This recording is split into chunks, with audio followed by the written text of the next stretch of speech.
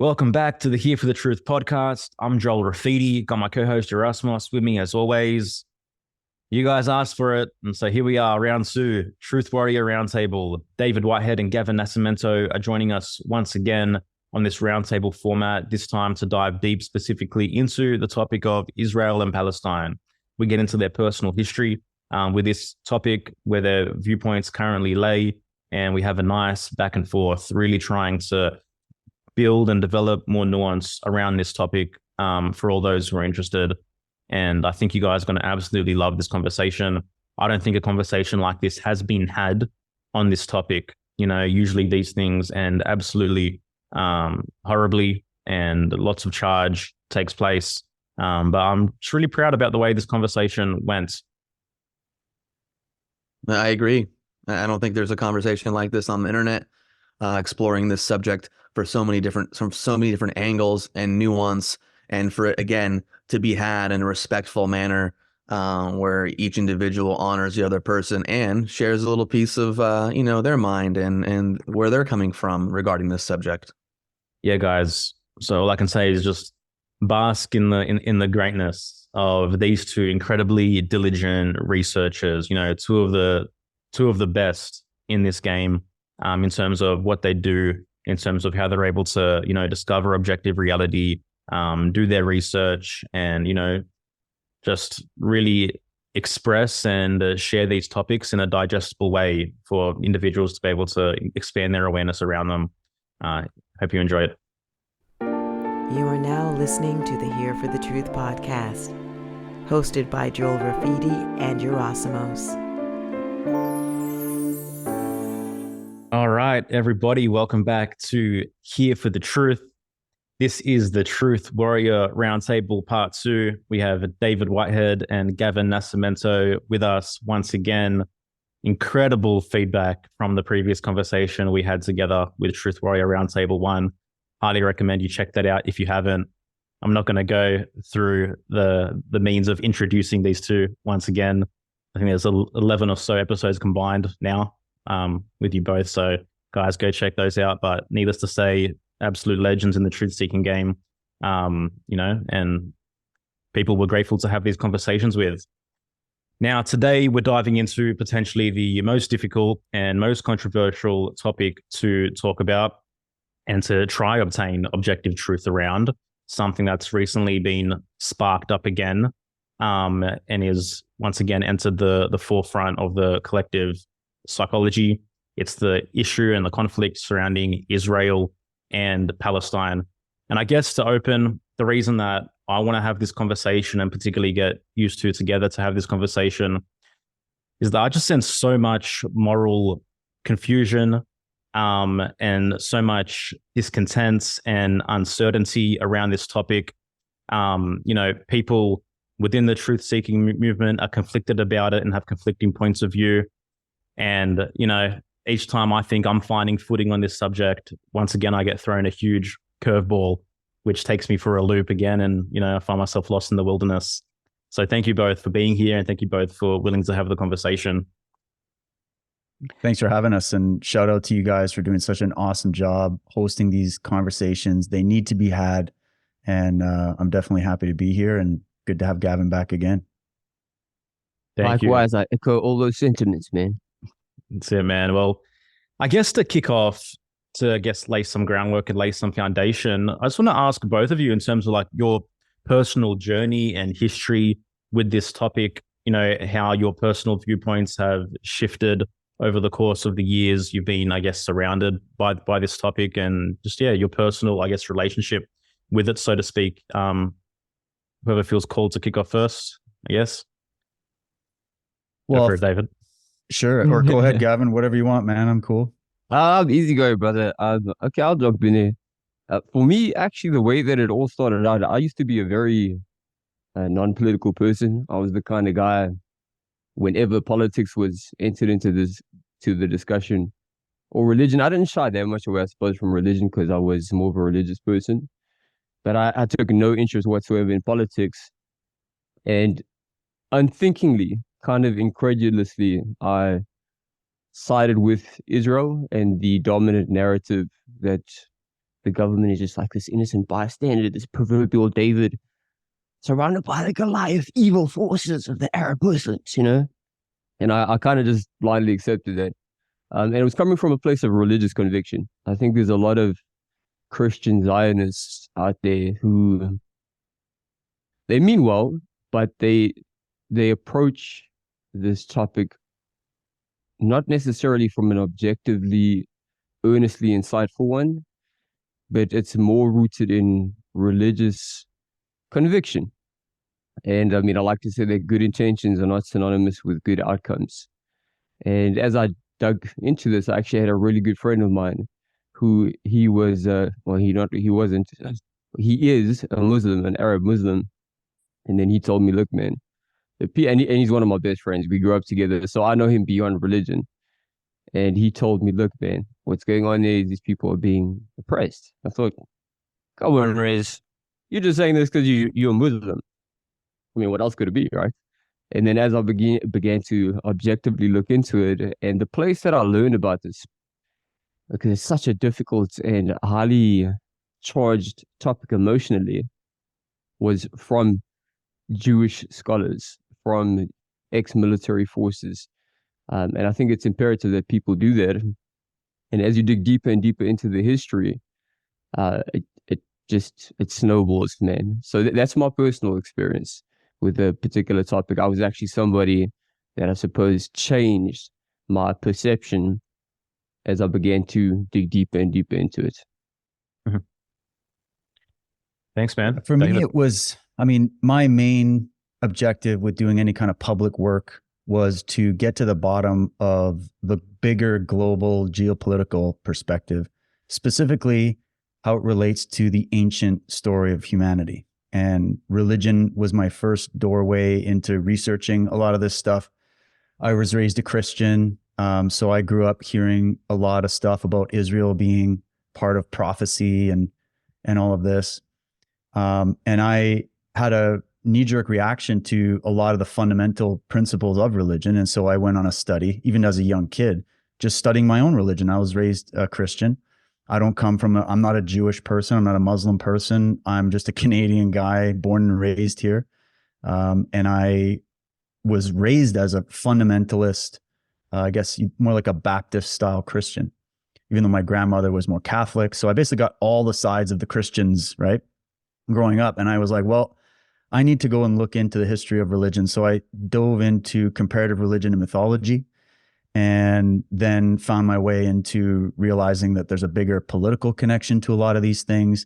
And that as much as we like to say that there's a separation between church and state, it's absolute bullshit. And we're going to get into exactly that as we talk today, that it's way bigger than I think a lot of people can even imagine.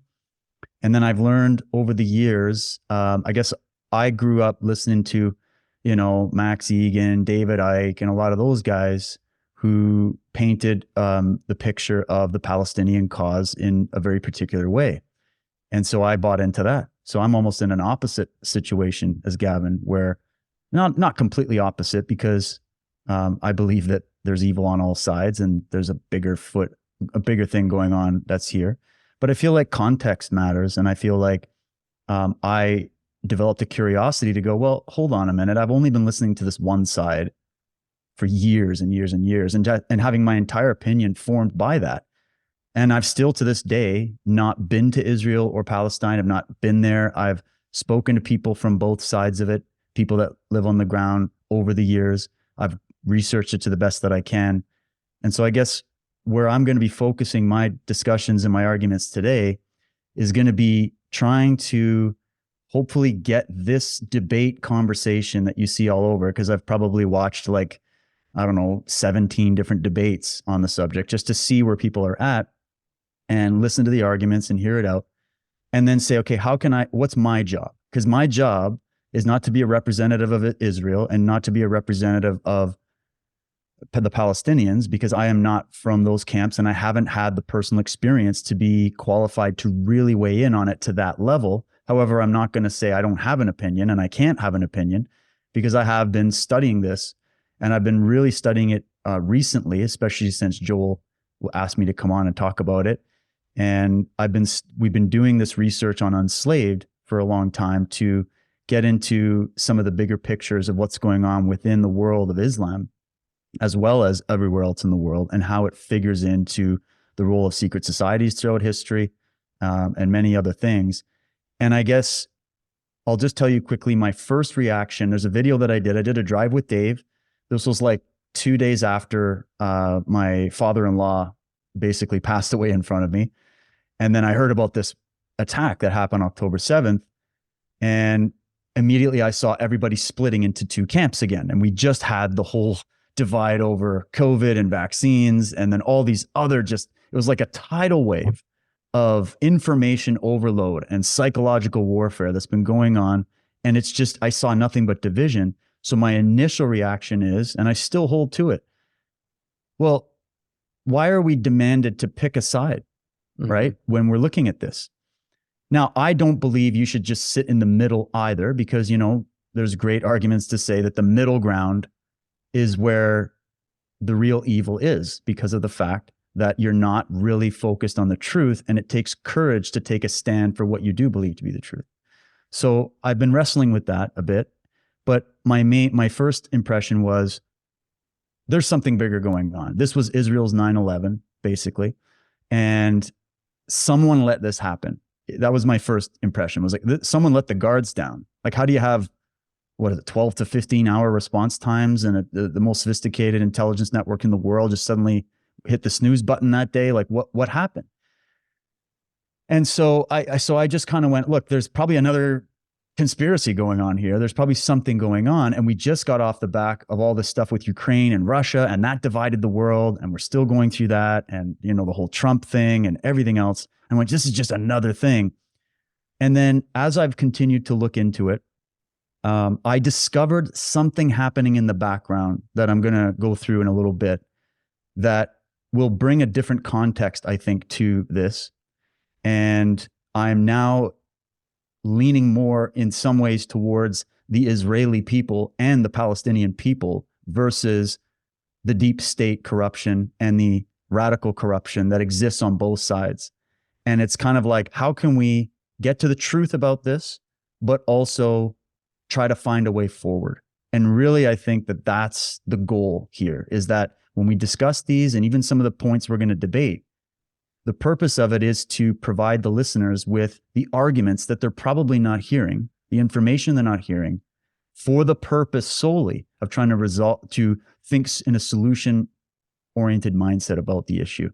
Because we all want peace, freedom, truth, and justice to reign supreme again, not just for Israel, not just for Palestine, but in all of our countries and around the world. I live in Canada. I got my problems to deal with here with my government, but I've been also arguing about that. Should that mean because my government is corrupt and it's run by someone like Trudeau, should I give up on the values that established my country? Should I give up on the people that live here, that love living here? So these are sort of the ideas that are in my head and the things that got me to where I'm at. And then I started to realize that so many of the main talking points that I was taught in the alternative research community, I've had to now rethink all of them based on this information. Not to throw it all out, but just to say there was a lot of missing context and a lot of missing information that might either help people become more balanced in their thinking, or it might drive them insane. Who knows? But we're going to find out. And I guess that's the best way I can give you my opening remarks there. Thanks, man. And just to clarify and potentially simplify in a broad strokes way, the primary alternative view that you're speaking about when you reference David Icke and Max Egan, I mean, in a very broad stroke, simplified way, you can correct me if I'm wrong, is that Zionism is the root of all evil and the Palestinians are the most oppressed people on planet Earth. Is that right? Exactly. And then, of course, that also brings up the Jewish question, which I hope we can get into, because that's really where I have a little more expertise than this particular conflict. But yeah, that's exactly right, Joel. You nailed it. Okay. Well, I guess the first thing, which you already referenced, which I'd like to bring up, is this whole question of October 7 potentially being a false flag event and what ramifications will occur if that is the case. And because there's so much that's dependent on that, actually. So, I mean, we have Israel potentially being warned by both US and Egyptian intelligence. We have a group of apparent guerrilla militia breaching one of the most highly secure, sophisticated, and defended borders in existence. Like you mentioned, no response time from the IDF for 12 to 15 hours, and whoever went through there was able to run savage. Was the Iron Dome defense system operating? Usually not even a pigeon can land on that wall. Supposedly they were on high alert from the Yom Kippur holiday, which was, a few days before, from what I understand. We have this story of 40 beheaded babies, which made its rounds on the front page of every media outlet, even announced by Biden and then retracted and reported as false. And that was huge fuel for the collective response. And we have this quote from Netanyahu, where he says, anyone who wants to thwart the establishment of a Palestinian state has to support bolstering Hamas and transferring money to Hamas. So your guys' thoughts, false flag, not false flag, where are you at? I'll pass it back to you, Gavin. Right, 100%. So this is a very good topic to begin with. So for myself, I think it's very appropriate that they called it their 9/11.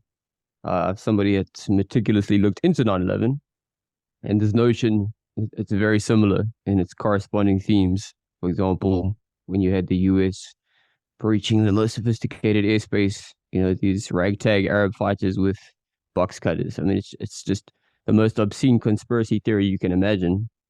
And then, the Israeli military, which is the fourth strongest in the world, and then technologically, it is arguably the most advanced, some would say. And now we also know, very similar to what took place with 9/11, they had, there was foresight. They had been warned it was going to happen. Then there's this ridiculously long period in which their response time is down. And I mean, how do you get taken by surprise? Ordinarily, the eyes on this area, especially in the wake of, like you said, this kind of celebration, this commemoration, is extraordinarily high. So to me, I don't have incontrovertible evidence. And because I don't have incontrovertible evidence, I'm not going to say 110% false flag. But do I lean towards that? Yes, I do, for sure. And it's not just based on objective reasoning and understanding how politics is, right? It doesn't have to be about the state of Israel. It's just about objectively assessing how politics works and has worked historically. Beyond that, what I also know, and not everybody is entirely aware of this, I think more people may have become aware, because one of the benefits, if there is any kind of benefit from these horrible conflicts taking place, is it tends to have the collective community of the world dive into all of the information, and then it naturally raises the awareness. And as we raise the awareness, we can better align ourselves with the truth. One of the things that's taking place currently in the state of Israel is there is a huge power grab, a power reach on the part of Netanyahu's administration, where they are trying to actually supersede the Supreme Court of Israel. And so there's a lot of internal strife within Israeli society. There's also a very large number of young people that are refusing to go to the military. So whenever you have internal subversion from the standpoint of a ruler, just introductory politics, that's the first threat you have to pacify. And historically, there's actually an exceptional article from Haaretz. Now, unfortunately, a lot of their content is behind a paywall, but because I'm somebody who's really interested in this topic, I broke down and I paid the fee to get access to their content. There's a brilliant article on Haaretz about how Benjamin Netanyahu, as you alluded to, has had a policy since he's been in office to, in fact, prop up Hamas. He's worked very closely with them. And this has been geared towards essentially keeping the existing status quo to an extent, ensuring there's no unity between the Palestinian Authority and Hamas. And then at the same time, I think from a greater standpoint, and this goes deep into history now, some of you may have heard of the Greater Israel Project. Well, this has its roots in something called revisionist Zionism. I don't know if you are familiar with that term, but revisionist Zionism, to keep it very simple, and the father of this movement was a guy named Vladimir Ze'ev Jabotinsky. The father of that movement, and to keep it very simple, the ideology behind it is to expand the borders of Israel, even beyond the occupied territories, so into Jordan, and just constantly expand these borders, kind of to the ancient kingdom of Judea, or of the 12 tribes of Israel. Even though this guy was not religious, he was secular, but he was happy to use that because he's an exceptional propagandist. And the significance of this guy, aside from the fact that he actually is the most commemorated figure in Israeli history, there's several dozen institutions, roads, buildings, even the headquarters of the dominant political party today are named after him. The significance of him is that the Likud party that's in power today, they are disciples of his ideology, and this was the Greater Israel ideology, and it was very uncompromising from its inception, from its very beginnings. And he actually wrote a publication, an essay called The Iron Wall in 1923, and he laid this out very unambiguously. He was very objective about it. He said, look, we want basically a kingdom of Israel, a Jewish state. He didn't put it as in the term the kingdom of Israel, but that's the ideology that goes back to like ancient times, allegedly. And so they want this state, and they know that they're going to have to eventually engage in conflict because they want to displace the Arab majority with a Jewish majority. So he's very objective in his assessments about doing this. Anybody can go look it up. It's The Iron Wall, published in 1923. Today, the Likud party, which grew from this guy, and just to be very clear, this dude was a radical. He was also one of the founders of the Irgun. The Irgun were the people that committed those horrible terrorist attacks during the 1940s, the King David Hotel bombing, the Dar Yassin massacre. This party eventually grew into what we know today as the Likud party. So it's interesting. I found a letter from Albert Einstein and other prominent Jewish figures in the US where they were actually warning the world about a guy by the name of Menachem Begin. Menachem Begin was a huge disciple of Zev Jabotinsky. And Menachem Begin, he was actually the commander in charge of the Irgun when they committed these terrorist attacks. They killed all these civilians and these massacres and stuff. And so he created something called the Herut Party. And Einstein and them, in a very precognitive letter, they said, look, they're pretending to be democratic and espouse these views. They're pretending to do this, but inwardly, they have very fascist tendencies. And so he warned, he said, look, if we start to give American support, because he was touring America, then what's going to happen as a result of that is going to rise like a really strong fascist party in Israel. So anyways, the Herut party became the dominant power. Menachem Begin actually became the prime minister of Israel. And the majority of their prime ministers and presidents actually legitimately came from terrorist organizations historically.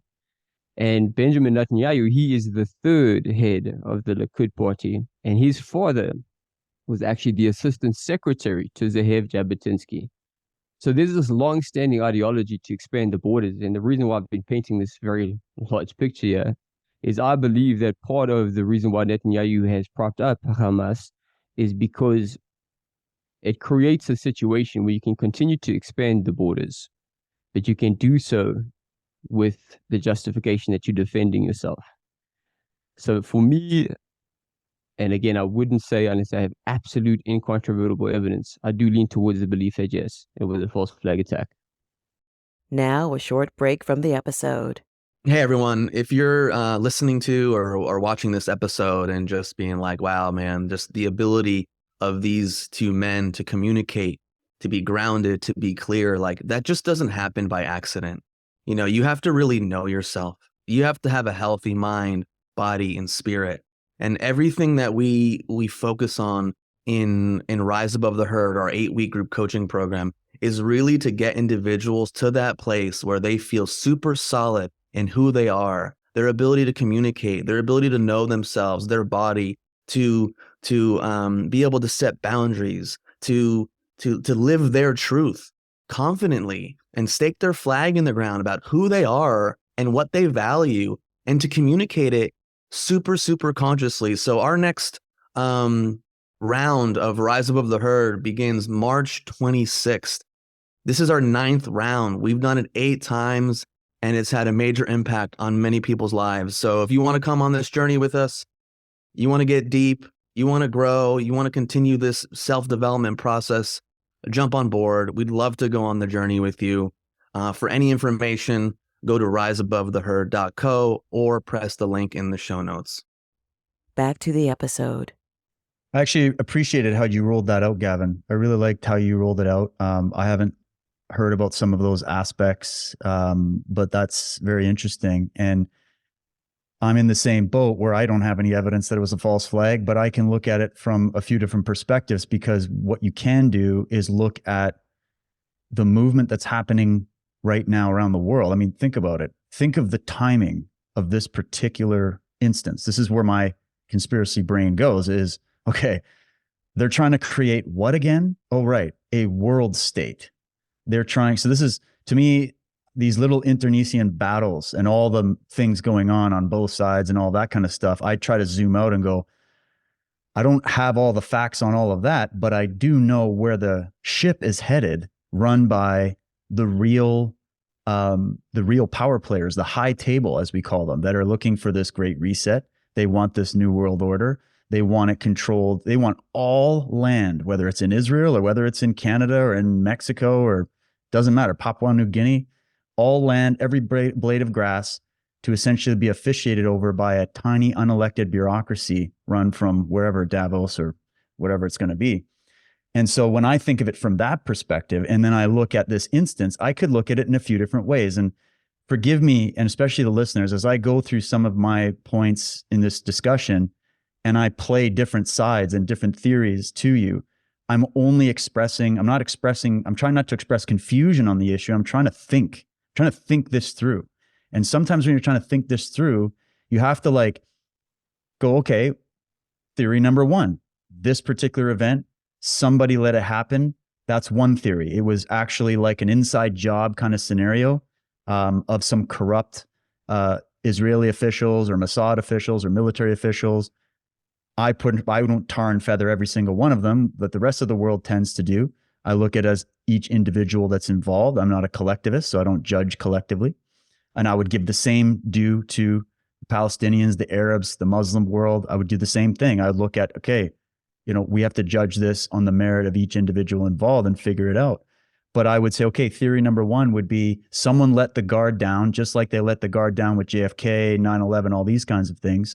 And maybe someone's going to make an argument that's plausible to say, well, we know why this intelligence failed. We know why but I was even listening to an interview with Youssef Haddad, I believe, and he's a Christian Arab who lives in Israel, and he's also in the IDF.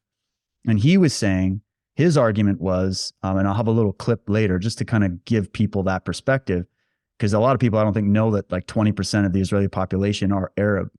And they work in hospitals, they're members of the IDF. I think people here that I talk to, they just think everybody's Jewish and it's this big Israeli Jewish state, when you have secular, you have atheists, you have Christians, you have Muslims, you have these variety of people living in the state of Israel. So then I go, okay, so there's the people living in Israel with their goal of living in a Western democracy that has Western values, just like I'm living in Canada, as corrupted as it is, hopefully living a little closer to Western values than, say, I don't know, Saudi Arabia or something, right? But then there's the government. Then there's the forces of the government, which I've spoken to many people from Israel that are pro-Israel and they're on this Israel side, but they all admitted to me, they're like, yeah, a lot of people in Israel have a problem with the government and the way that it's run, and they have questions about what happened, who let it down. So the nuance of it is either this was an accident that was taken advantage of, because this is how I look at it, is some of these conspiracies, you can argue it was allowed to happen. It was planned to happen to achieve the result of what you're looking at, Gavin, with your theory there, which is very plausible. It could have been that, man, the stars aligned. Everybody dropped the ball. Too many of these guys were on vacation. There's the argument that the Israelis were sort of lulled to sleep because there'd been a ceasefire for a pretty extended period of time up until that point, at least officially. And then they just kind of dropped the ball, and that's how it all fell apart. To me, I'm not buying that right now. I don't have but then I would say it doesn't matter, because the predator in the grass, as we call it on Unslaved, which is the real high table that's pushing everybody towards this centralized dictatorship. They know how to take advantage of naturally occurring events to foment or stimulate events, right? You just have to sometimes, it's like a bully. You don't have to throw the first punch, but you can say the right wording. You can get a few little side jabs in there to provoke the reaction, which is actually another aspect that we have to look at. Like Saul Alinsky's playbook is literally to provoke a reaction and then make your moves, your guerrilla tactic moves off of the reaction of your enemy. So one argument could be, well, Israel did this because they want to take over all the Middle East with Jewish state. Meanwhile, keep in mind, we just learned that right now in Israel, there's not just Jews living there. There's secular Arabs, everybody else. But that the other thing could be that there's also a greater subject that I want to just lay out for people at a certain point. We don't have to do it yet, but I want to get into this thing we've been talking about on Enslaved called Islamo-Communism, which you're not going to hear that term. You're not going to learn about this from very few people are going to talk about it. And you could argue that there is a dropping of the guard that took place within a corrupt faction within Israeli government intelligence or whatever that was allowing the door to open, knowing that the response from Israel would be epic. It would be horrific. It would be brutal, right? But that the reaction that would happen naturally could be sold around the world through the protests, through the Muslim Brotherhood plants all over the Western world right now to foment a greater movement of revolution on the backs of the deaths of these civilians and everything else, and the way they're doing it with the media to achieve this greater push to destroy Western civilization. And this gets into the alliance that's very strange. And this is one of the points. I'll just say this point and I'll let you guys respond. I'm sorry I'm going on as well here. But one thing that was like a big question for me, and I'm sure everybody listening has this question, is how the actual fuck has there been an alliance between the woke left, the queer LGBT groups in the West, the feminist groups? It's been happening since 2014, and Islam of all things. How the hell does that mix? Don't they understand what they're getting involved with that?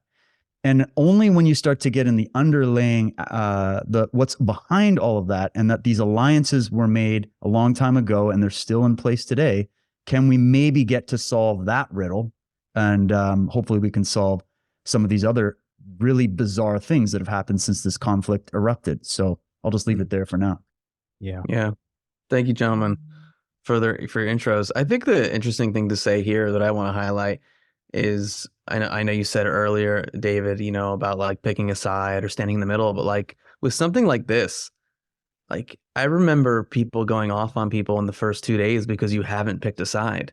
And yet just in this opening, dialogue and the things that you both said, like there's so much unknown.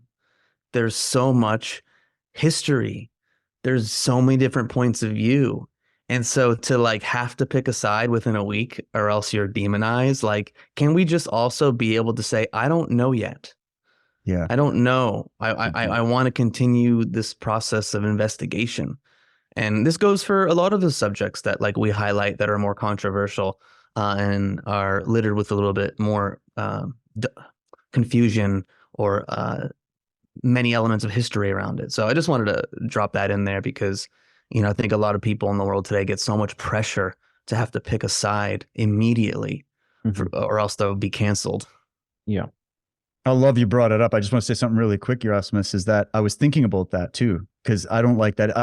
I just had to do a crash course of like studying Russia, Ukraine history. Now I'm doing a crash course of studying Israel, Palestine, which was a subject I never really dove into. And now I'm eternally fascinated by it. I can't put it down now. I've bought like maybe 10 books.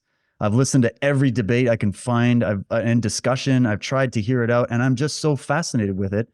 But maybe the overall positive thing that might be happening on the macro, I was saving this kind of discussion for the end, but we can start with it, is maybe this is what we all need. Maybe the literacy rate in the West and the education rate that we have is so low that at the very least, the one positive thing, and I'm not saying that this is so positive it should keep going on. I'm just saying we have to try to turn lemons into lemonade here, is that we are all upgrading our knowledge of these subjects and our history, and also getting good at hearing different opinions. Like just learning how to hear different opinions at the same time and not dive all in and just get all the facts as much as you can. And maybe sometimes you're going to swing one way for a while and then you're going to come back, but that guy's got some points and that guy, that's healthy. It's good to try to go through that. So I just think that overall, that could be one of the positive things, is that especially us living in the West, where we're not there, and many people that I know never studied what's gone down in the Middle East and that kind of history, or even studied Jewish history or Islamic history.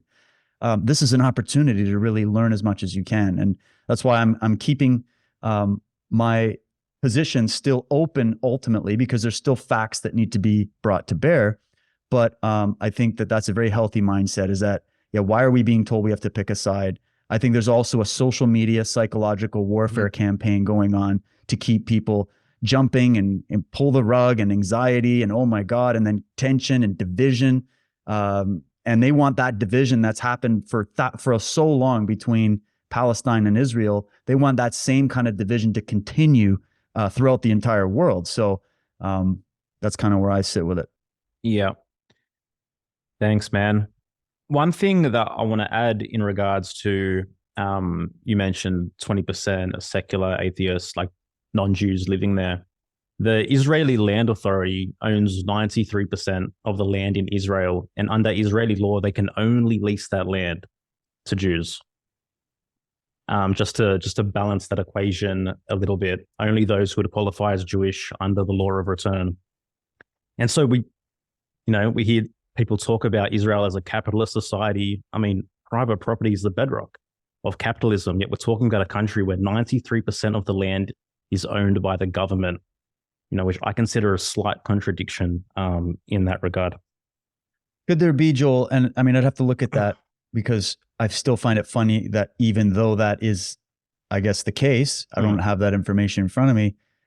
How is it then that we still have, within that context, a 20% Arab population that serves as Supreme Court judges, that are valedictorians in universities, that are professors in universities, that are working as doctors and physicians at the top hospitals, that are servicing there, and that love living there because they love the values. They don't like the other oppressive regimes that they've come from.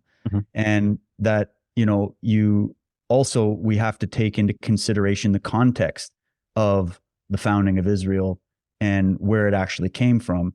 And that there might have been originally a purpose for that, given the time, given the area, given the region, and whether that should still be in place today.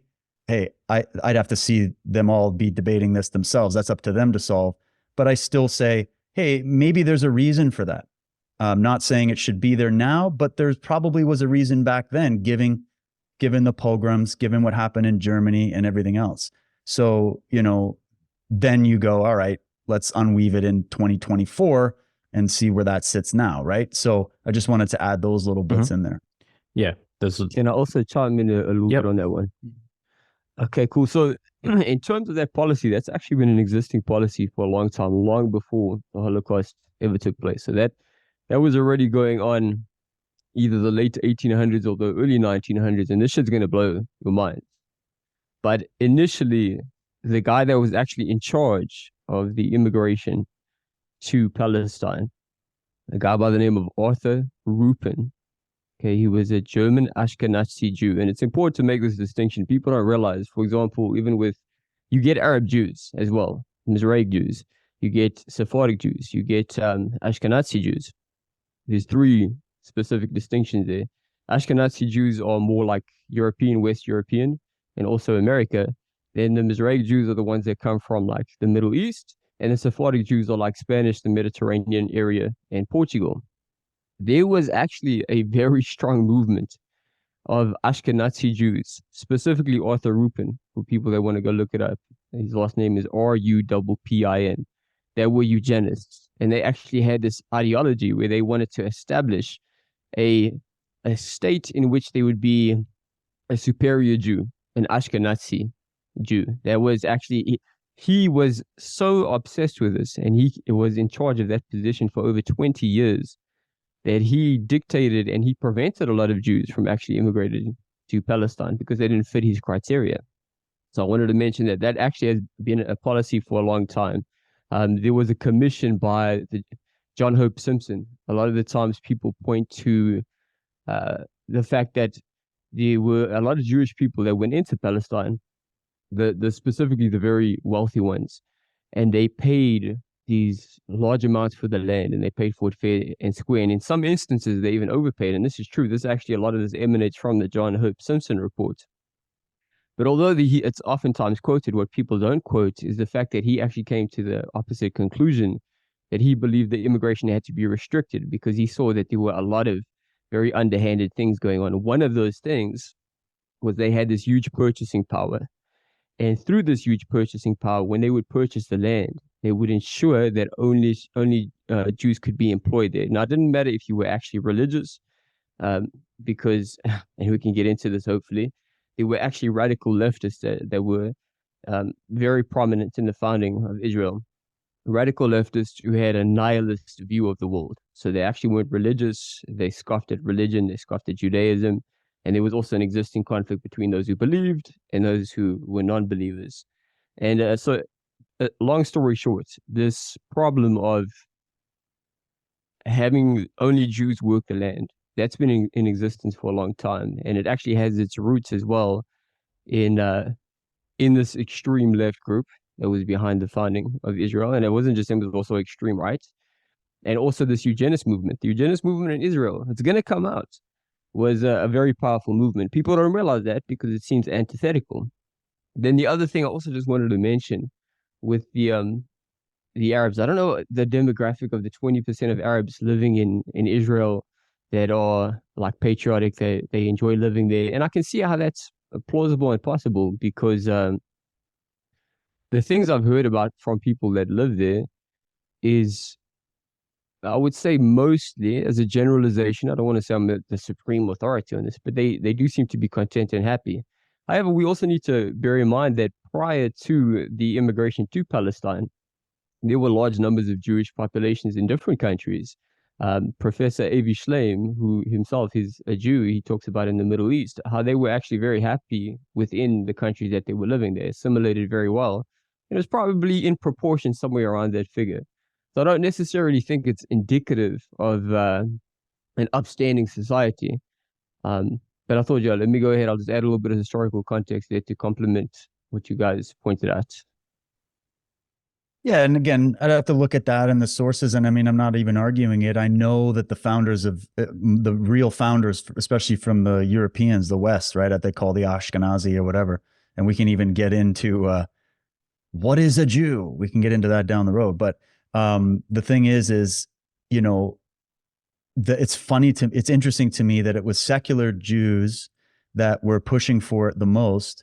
And they were basically enthralled by a lot of Jewish lore about the land, the history going back to Judea, you know, all these types of things, and Palestine being given a name by the Romans, right? And all of that. And, you know, and I know too, Gavin, that what you're saying is that leftist component on the Israeli side is definitely strong. I mean, I know even in Israel, it's a very strong, like I think it's close to 60, 70% advocate for more socialist policies in Israel, right? So that, I guess what that really proves to me is not to say, oh, who's more evil than the other. It's that this actually kind of clears up a lot of the confusion that I think exists in our sort of alternative research community that look at all Jews as being some kind of alien species that are just given to conniving, conspiratorial, revolutionary action. Whereas what I'm going to be showing you, what I'm looking at is the fact that it's the ideology on both sides that is the corrupting force. It's not racial. It's not genetic. It's not just because you're Arab or you're Palestinian or you're this or you're that you're automatically 100%. A jihadi, but just in the same thing as the Jews. You're not just because you live in Israel or you're a Jewish person or you even stand with Israel that you're some evil, conniving, you know, evil Zionist tunnel Jew and all that kind of stuff, right?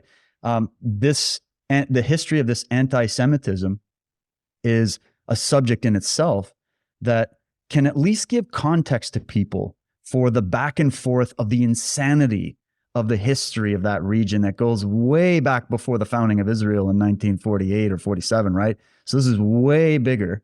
And then you always have to go, well, then we're just talking, that's just a superficial layer of history of these peoples. And sometimes the Jews were welcomed in Islamic cultures and sometimes not.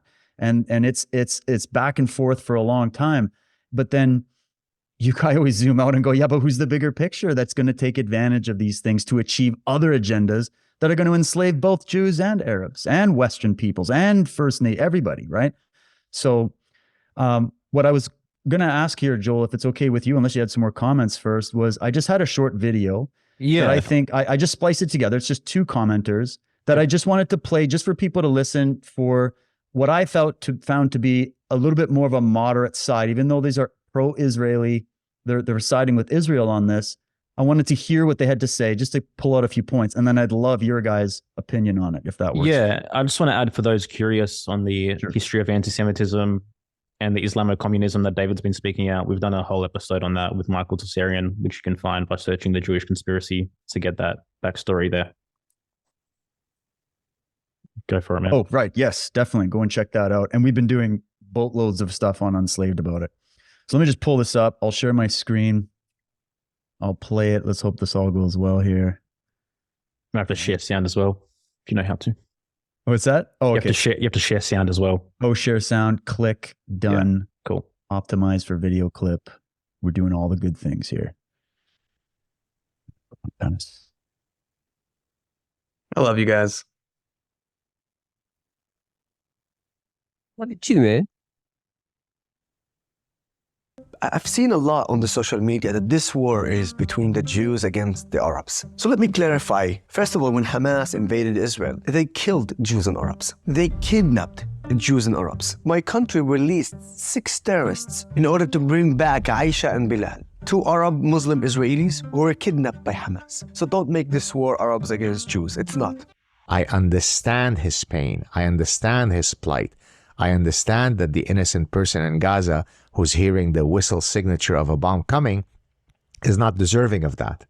But that's what it takes. It takes a universal moral compass that says, wait a minute, forget about this specific battle, as horrifying as it is. What's the bigger issue here? It's a civilizational issue. It's a battle between different visions of how societies should be organized. Do the Palestinians have the right vision?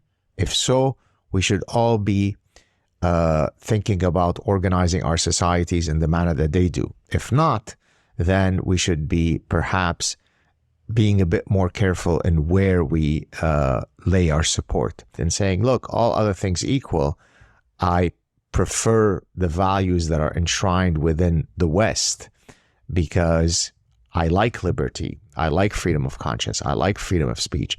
Well, do all of the rulers of the Palestinian territories share in those values? If yes, then we should all be signing up to support their cause. If no, then supporting Israel is not just about supporting the Zionist, genocidal apartheid state. It's about supporting a democracy. In Israel, Supreme Court judges are Arab Israelis. Valedictorians in universities are Arab Israelis. Physicians in the top hospitals and nurses are Arab physicians, many of them. People in the military, including officers in the IDF, you know, the genocidal apartheid regime of Israel, they're Arab, Muslim Israelis. How many Arab countries have Jews who serve in their parliament, who are valedictorians in their universities, who are the top physicians in their hospitals, who can speak freely about issues without worrying about anything?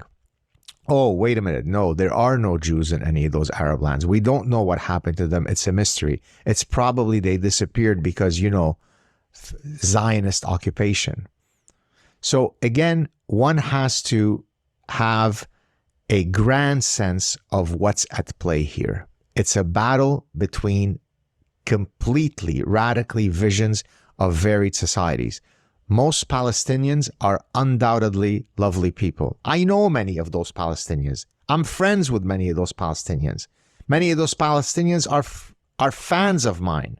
So I don't have to be lectured about the fact that there are good people and bad people on any side of the conflict, right? They are asshole Jews. They are lovely Jews. They are nasty, brutal Palestinians. There are lovely, kind, and hospitable Palestinians. That's not the issue. The issue is it's a fight for different visions of how they could be optimal flourishing for individuals. There we go. So just wanted to put the arguments there that that's Gad Saad. He's a Canadian professor. He's a Lebanese Jew. Okay. And he is arguing that the argument needs to transcend just getting into the weeds of this and thinking about the bigger picture about what is this ultimate conflict really all about. And I think he's also sitting here in Canada, as I am, thinking about how this impacts Western civilization in general and the direction that we're going, because I'm living here in Canada being told that I am a Ku Klux Klan occupier occupying First Nation territory and that I should go back to Europe. That's what I'm being told in Canada. And it's a very similar argument that you're seeing in other Western democracies around the Western world, that it's the same thing that's being pushed. And so I can't help but think that there are forces at work. This is sort of zooming out of the devastating consequences on the people, both in Israel and in Palestine and elsewhere. We don't even talk about Yemen and all the other stuff going on for some reason. But anyways, that we have to zoom out and look at this as we are in a fight to save the values of the civilization of the West. That doesn't mean there isn't corruption. I mean, we wouldn't exist as conspiracy theorists if we weren't here trying to critique and fix and mend the problems there. There are many people, there are many Israelis that are there trying to critique and mend and fix the deep state corruption in their midst. And, you know, the one thing that we have an issue with is we know that if there was an election held in Palestine tomorrow, would they bring Hamas back into power? Well, all indications are that yes, that would be the case. Now, there's reasons for that. I'll grant you that. But what is the bigger movement by the forces that are playing above all of this? Well, their goal is to destroy Western civilization and to destroy those values. So we got to keep that in context as well as talking about these other issues that we've already sort of gotten into. 100%. Can I get in on this? Yeah. You can get in on this, man, for sure. One thing cool. that I just add quickly, easier said than done to zoom out on 30 to 60,000 deaths. You know, easier said than done. But go for it. It's actually easier said than done to actually quantify that number too. So that's also an issue. Yeah. And it's also, why aren't we talking about the thousands of Christians being slaughtered in Africa? Or what about Yemen? Over 600,000 innocent civilians under Arabic rule, Islamic rule. Like, so nobody gets out of this unscathed. And this is why the picking sides thing, you know, again, is kind of naive. And we have to zoom out and look at the universal evil that can exist in any culture at any time. But what's the corrupting force? It's not genetics. It's not these things. It's ideas. It's bad ideas. And what ideas are going to survive the conflict that's not just happening in Israel-Palestine? It's the conflict happening all over the entire world right now, because the globalists at the top, they are wanting to eradicate any semblance of Western values and freedom, free speech, these kinds of things. We've already experienced it. So that's where I feel like it's actually quite simple to zoom out and look at it from that perspective. Go for it, Gavin. So 100%, I agree with, I mean, not obviously everything that David was saying. There's a lot to unpack here. So I'm I was taking notes. Yeah. Got a 1, 2, 3, 4, 5. Address each point. But the first thing is, yes, I like the holistic approach that David's actually had from the beginning, which is there's a much greater agenda here, man, and we need to be very mindful of that. One of the things that I also tend to consider in relation to this conflict that's going on there, which it's remarkably, profoundly complex. And just from when I gave a couple interviews a few months back, I've taken a quantum leap in my awareness of what has happened historically and in the present time. But what's very significant for people to realize is far beyond what's actually happening in the more palpable sense. We need to consider the more spiritual and tangible sense, which is this is a hub for conflict and division between the Abrahamic religions. And that represents, I'm not a religious person. I would consider myself to be a spiritual person. There's a lot to be said about that in terms of a philosophical debate. But we need to obviously be mindful that the Abrahamic religions dominate the overwhelming majority of the population. So beyond what takes place on the ground and that you can measure in a more palpable sense, there's also the fact that this creates unprecedented division between these Abrahamic cultures. And for people who are at the highest levels of power, who they could give two shits about religion beyond its utility for the purpose of population control, it's a very useful tool. So that is something that we definitely need to be mindful of. Then to add and complement on that, in terms of them attacking this notion of Western civilization, I try to simplify it, man, and view it as more, because it's a philosophical debate, right? Western civilization. On the one hand, people can point out all the noble and good things, and they would be justified in doing so. But then on the other hand, people can say, oh, but what about colonialism? What about the overthrowing of democratic governments by Western establishments such as the US government or the British imperialism? So it's a philosophical debate, and it's very difficult then to dig into that because you have polarizing views, and that's when we start to argue about perceptions. And we all have different perceptions, right? Based on where we were, where we grew up, the experiences we've had. Instead, I try to simplify it from a place of principles. Is this simply right through the lens of humanity? Like, is this okay behavior? You know, it's not about skin color, like David was saying. It's not about religion.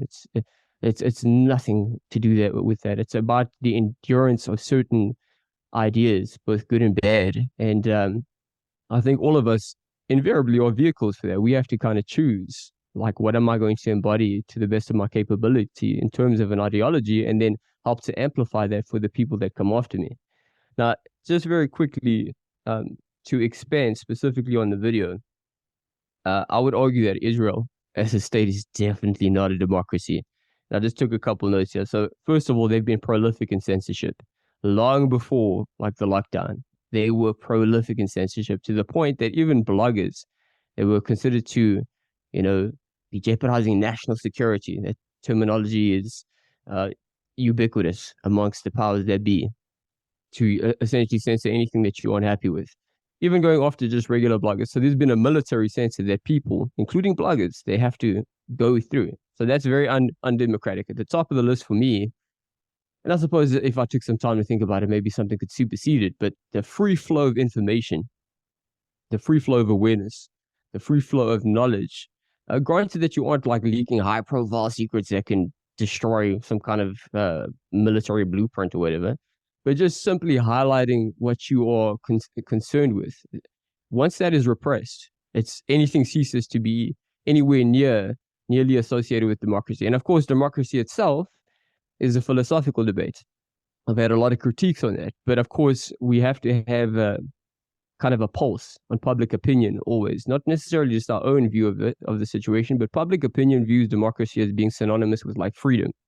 And in that regard, I would argue, no, it's not. So that's just the censorship. Then at the moment, the state of Israel has more than 1,000 people detained without any charge or without any trial. And this includes kids. It's crazy. Okay, that's just absolutely insane. What's called the fight or the Declaration of Independence, the War of Independence in Israel in 1948, of course, on the Palestinian side, or let me say larger demographic from the Muslim side, is known as the Nakba, or the catastrophe. This was outlawed as being taught in Israeli society, not even recognized. That's just insane. I don't know if that policy still stands, but just a few years ago, that was still in place.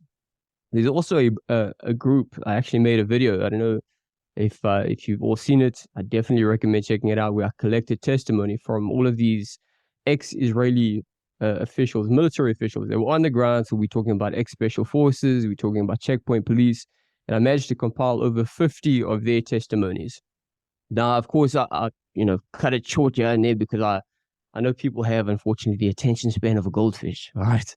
So, but if you sit down and do the painstaking thing I did, which is you listen to all of their testimony, you see the correspondences and you find out what's going on. And it's absolutely disturbing. It's insane. It's crazy what is going on there, the way the population is treated. It's David, you would be fascinated and interested by this topic because it's very calculated psychological warfare that they engage in against the civilian population. And outright terrorism. Now, the significance of me mentioning this is that group, Breaking the Silence, they have been recognized as a major force that has been subversive to the Israeli government's plans in spreading their kind of campaign of what they're doing. So much to the point that they actually outlawed Breaking the Silence from going to schools and talking to kids about it, which again, that's very undemocratic.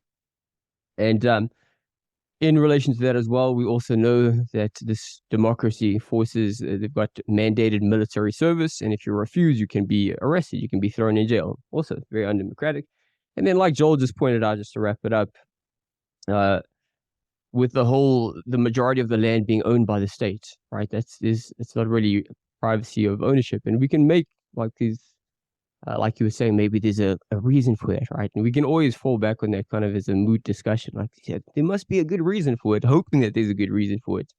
But what I'm seeing with the state of Israel from its inception, man, and I'm just saying this objectively as somebody who's earnestly in pursuit of the truth, is that it seems to be a Machiavellian state. And I specifically use that term because it was Machiavelli in one of his most infamous and probably his most controversial passages, where he said, you need to appear religious, you need to appear benevolent, you need to appear good, so that you can get public opinion on your side. And of course, it's not clear cut, right? I would say it's like 50-50. It's very divisive. And then one last thing, just to quickly comment on, and then I'll hand over the mic. Sorry, man, I don't mean to hog this over here. No, but what you were saying about the ideology and the values, I think that's the most important thing for us to focus on protecting. Because if we get in these philosophical debates about, I'm protecting, let's say, Western society, there's going to be people who are going to throw in your face, like, colonialism and imperialism. And then, of course, you can make the other debate that, no, that doesn't really represent. And the things that ended that were people within Western civilization anyways, right? But instead, I try to just focus on the principles, like building a world in which deception is dethroned and truth is enthroned, in which authentic freedom is enthroned, and this kind of manipulative mental subjugation and slavery is dethroned, and where the free flow of awareness and information becomes like the policy. Let's exchange knowledge. That's why I was so excited to do this podcast, man, because we can get into it and we can kind of raise awareness collectively as the greater goal, as opposed to where they flood us with ignorance and they try to shut down debate. So for me, just in terms of the whole ideological standpoint and the protecting of Western civilization, it's almost analogous, and I'm sure you're familiar with this, with the event of the Protestant Reformation. And Protestantism, for those who aren't familiar, it's to protest the Roman Catholic Church. And this was a group of Christians who began to protest against the Catholic Church, and then comes all these new denominations, Lutherans and Calvinists and Anglicanism and all these different offshoots. But essentially, they both just represented a very authoritarian structure. There was something called the Radical Reformation. Very few people know about this because the leaders were killed, the teachings were repressed, and they were talking about authentic freedom, higher principles. And I'm not saying they were without fault, but I think in the midst of this debate, you've got this woke culture, which is fucking detestable.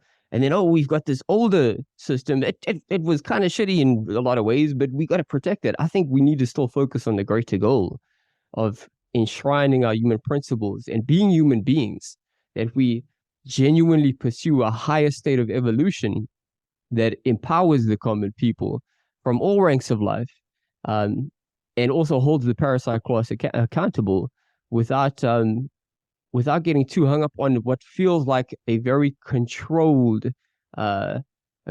conflict in some ways. You got to choose this side, you got to choose that side. So I thought, let me just go ahead and compliment on that. And my apologies, man, for being so long-winded. Yeah. And one thing I'd add is, like, when we talk about Israel, we're talking about perhaps the most draconian state when it came to COVID. First to roll out the vaccines, Good one point. of the And the strictest technology policies, that they use, one of the as strictest well. policies on planet Earth. So I've got questions when, we talk about defending Western values when it comes to Israel. Like, I see the broad strokes argument, but at the same time, there's lots of questions that come up for me in that regard, particularly when you bring in the potential pretense of a false flag. Like, what are we even talking about then? Like, if that's the case, even when we talk about the creation of Hamas, with Israel potentially playing a leading role in that, like, that just changes the conversation again. Go for it, David. Right. I'm glad you brought up the COVID thing, because I was going to go there too. So many points. I only had a few disagreements on Gavin's side, but not many. I liked how he rolled it out. I don't want to get stuck in the weeds on that stuff, but in general, I definitely agree that we're trying to evolve this. But when we think about the one thing I would always say is, when we're talking about it being a democracy, and I'm with you on getting into that debate, but I look at it like, because I understand democracy could be mob rule, and there's all the problems with that. And even the founding fathers of America warned about it and everything else, right? But, what are they teaching the Palestinian kids in their schools, right?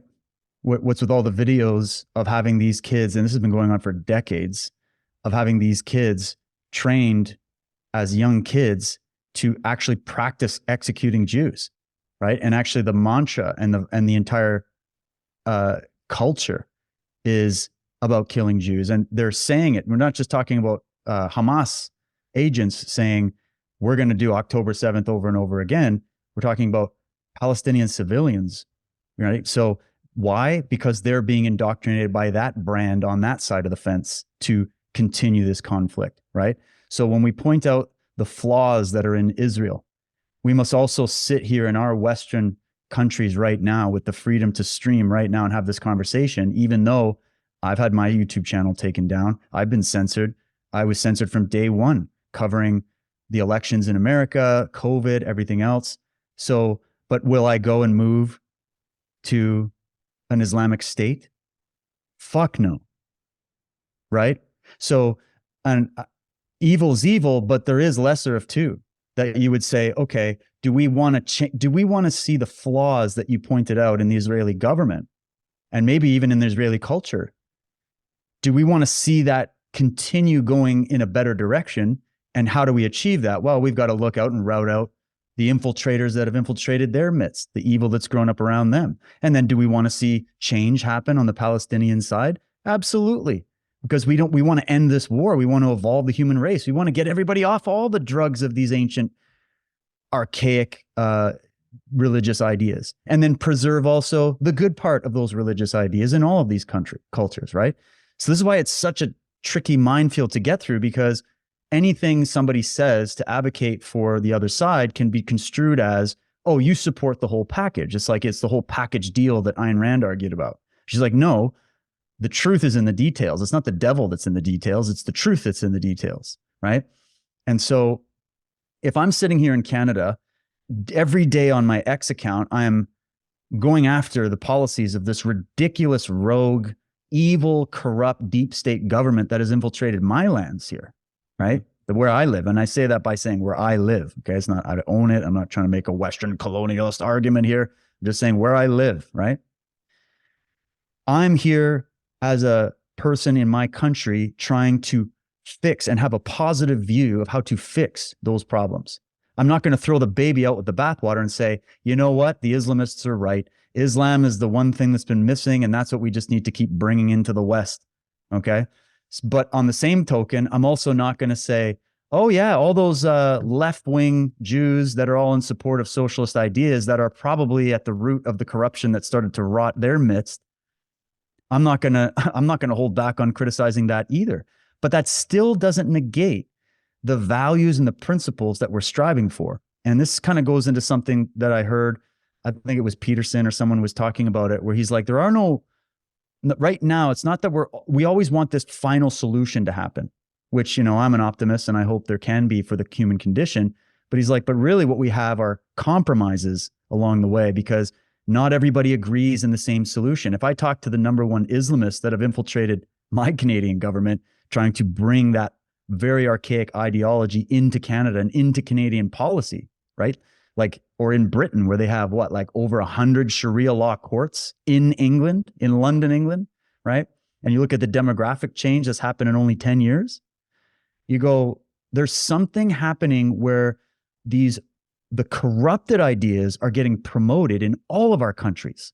So the corrupted principles are being promoted in Israel to the Israeli people. And I would actually say that there's this other contingent of what you would call, this is what we talk about on Slave, that we're not dealing with an arch ring of Jews that are trying to run the world.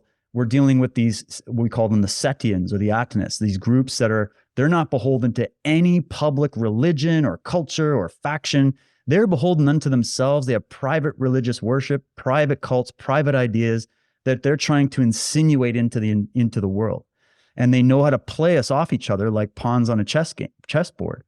And so to me, that's always the number one target is Israel has some routing of evil out to do, absolutely. But are we going to honestly sit here and just play oppressor versus oppressor, which was born in Stalinist Russia, to talk about this conflict? Or can we have a more nuanced discussion about the evil that has penetrated both sides that absolutely is linked to ancient cult ideology? I don't even use the word religion. This is ancient cult ideology, the dark side of Judaism, the dark side of Christianity, the dark side of Islam. But there's a good side too that would be worth preserving. So that's why I don't just sit back and go, fuck all the religions and fuck all the Muslims and all these. I'm like, no, we've all become corrupted because it's the human condition. And then we've got this predator in the grass that's always trying to find a way to keep keep fueling on these feuds, right? So I just wanted to say that. And then just this point about, is that really a democracy? Oh, COVID, right. Israel and the Jews in Israel, or the people in Israel, were, the number one lab experiment for the jabs. First place to take it on the chin. Everybody was 4 or 5 jabs, whatever. Mm-hmm. I find that interesting because if Jews run the world and Jews are the arch conspirators, to me, that's the biggest piece of evidence to just start saying, okay, let's start going down this rabbit hole and really figuring it out. It's kind of the same way as you have people like Moses Mendelssohn, who was one of the co-founders of the Illuminati, and he's hobnobbing with Giuseppe Mazzini, who was an Italian revolutionary, who was infected with this radical left-wing ideology. And Mendelssohn was himself as well, right? And so conspiracy theorists are going to go, oh, see, Mendelssohn, the Illuminati started by a Jew. And you're like, well, don't forget about Loyola, Jesuit priest, okay? And don't forget about these others that were colluding together about the same ideology that was actually born in the Masonic secret societies back in the 1700s, which I covered in my occult conspiracy presentation, the birth of these toxic ideas. So those ideas come out of there, they flood all the religions. So you have the Red Papacy in Rome, you had originally a more conservative government, and then you now have the Pope is running around with LGBT, queers for this and that, and let's have a world government, and he's basically giving you the same talking points as like Kamala Harris and Joe Biden. Okay. How did that happen? How did the Roman Catholic Church go down the woke rabbit hole? So it happened in Christianity. They insinuated themselves into Christianity, this ideology, these ideologues. It happened to Judaism as well, 100%. And the Jews need to know about that. Okay. Get into the fourth, what was it? You would call it the Order of Melchizedek, the Sadducees, the Pharisees, these groups, right? These aren't Jews. These are elite, wealthy Parthian Setians that trace their lineage back to Egypt, right? So this means the ideology comes into Judaism.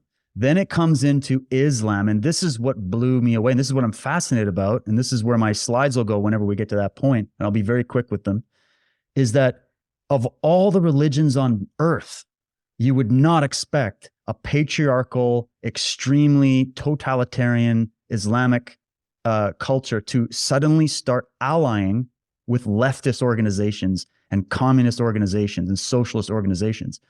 You wouldn't expect it. You think, what? How did that happen? Islam's getting infiltrated with this stuff?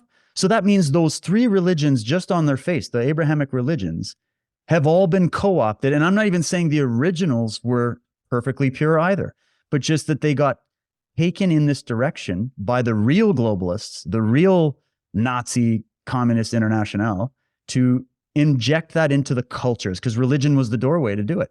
And then I even did a presentation called The Dark Side of Tibetan Buddhism. Everybody's sitting there going, hey, I've never heard of like Buddhist terrorist attacks and all this kind of stuff. And they must just be hearts of gold over there in Tibet, just sitting there meditating on the mountain. And then you go, yeah, pull that covering off and you'll find a pedophile cult, a satanic cult that you wouldn't even imagine. But does that throw all of Buddhism out the window and say the entire tradition is evil and every Buddhist walking is a pedophile Satanist? No. So this is the nuance that's missing from this. And Gavin, I absolutely love that you have the mind for this. And I know you boys have it. But this is where, when we expand it, we go, all right, fair play on the points to the evil that has rotted out the Israeli government. And again, I separate that from the people. We could say the same about the Palestinians, and yeah, they've got their ideology. They've been raised in this. They've been raised in conflict. They've been raised with toxic ideology, and they've also been suffering. So there's motivation to keep that going, right? But then there's the question that nobody wants to ask, and this was the stuff that people like Ayn Rand and many others brought up that was a very much in-your-face argument. Does an oppressed people have any responsibility in their repression, That goes for Jews, Muslims, Christians, atheists, people living in the West, people in the Middle East, doesn't matter. All humanity.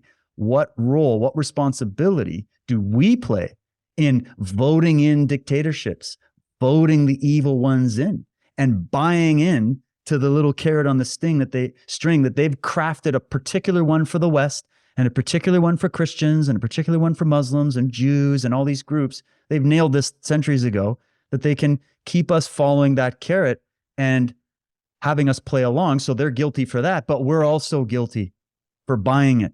Maybe not you and me, but I'm talking in general over time, our culture. So the rot that's happened in the West that you're pointing out, that the leftists are going to go, look at your colonialism, look at all this kind of stuff.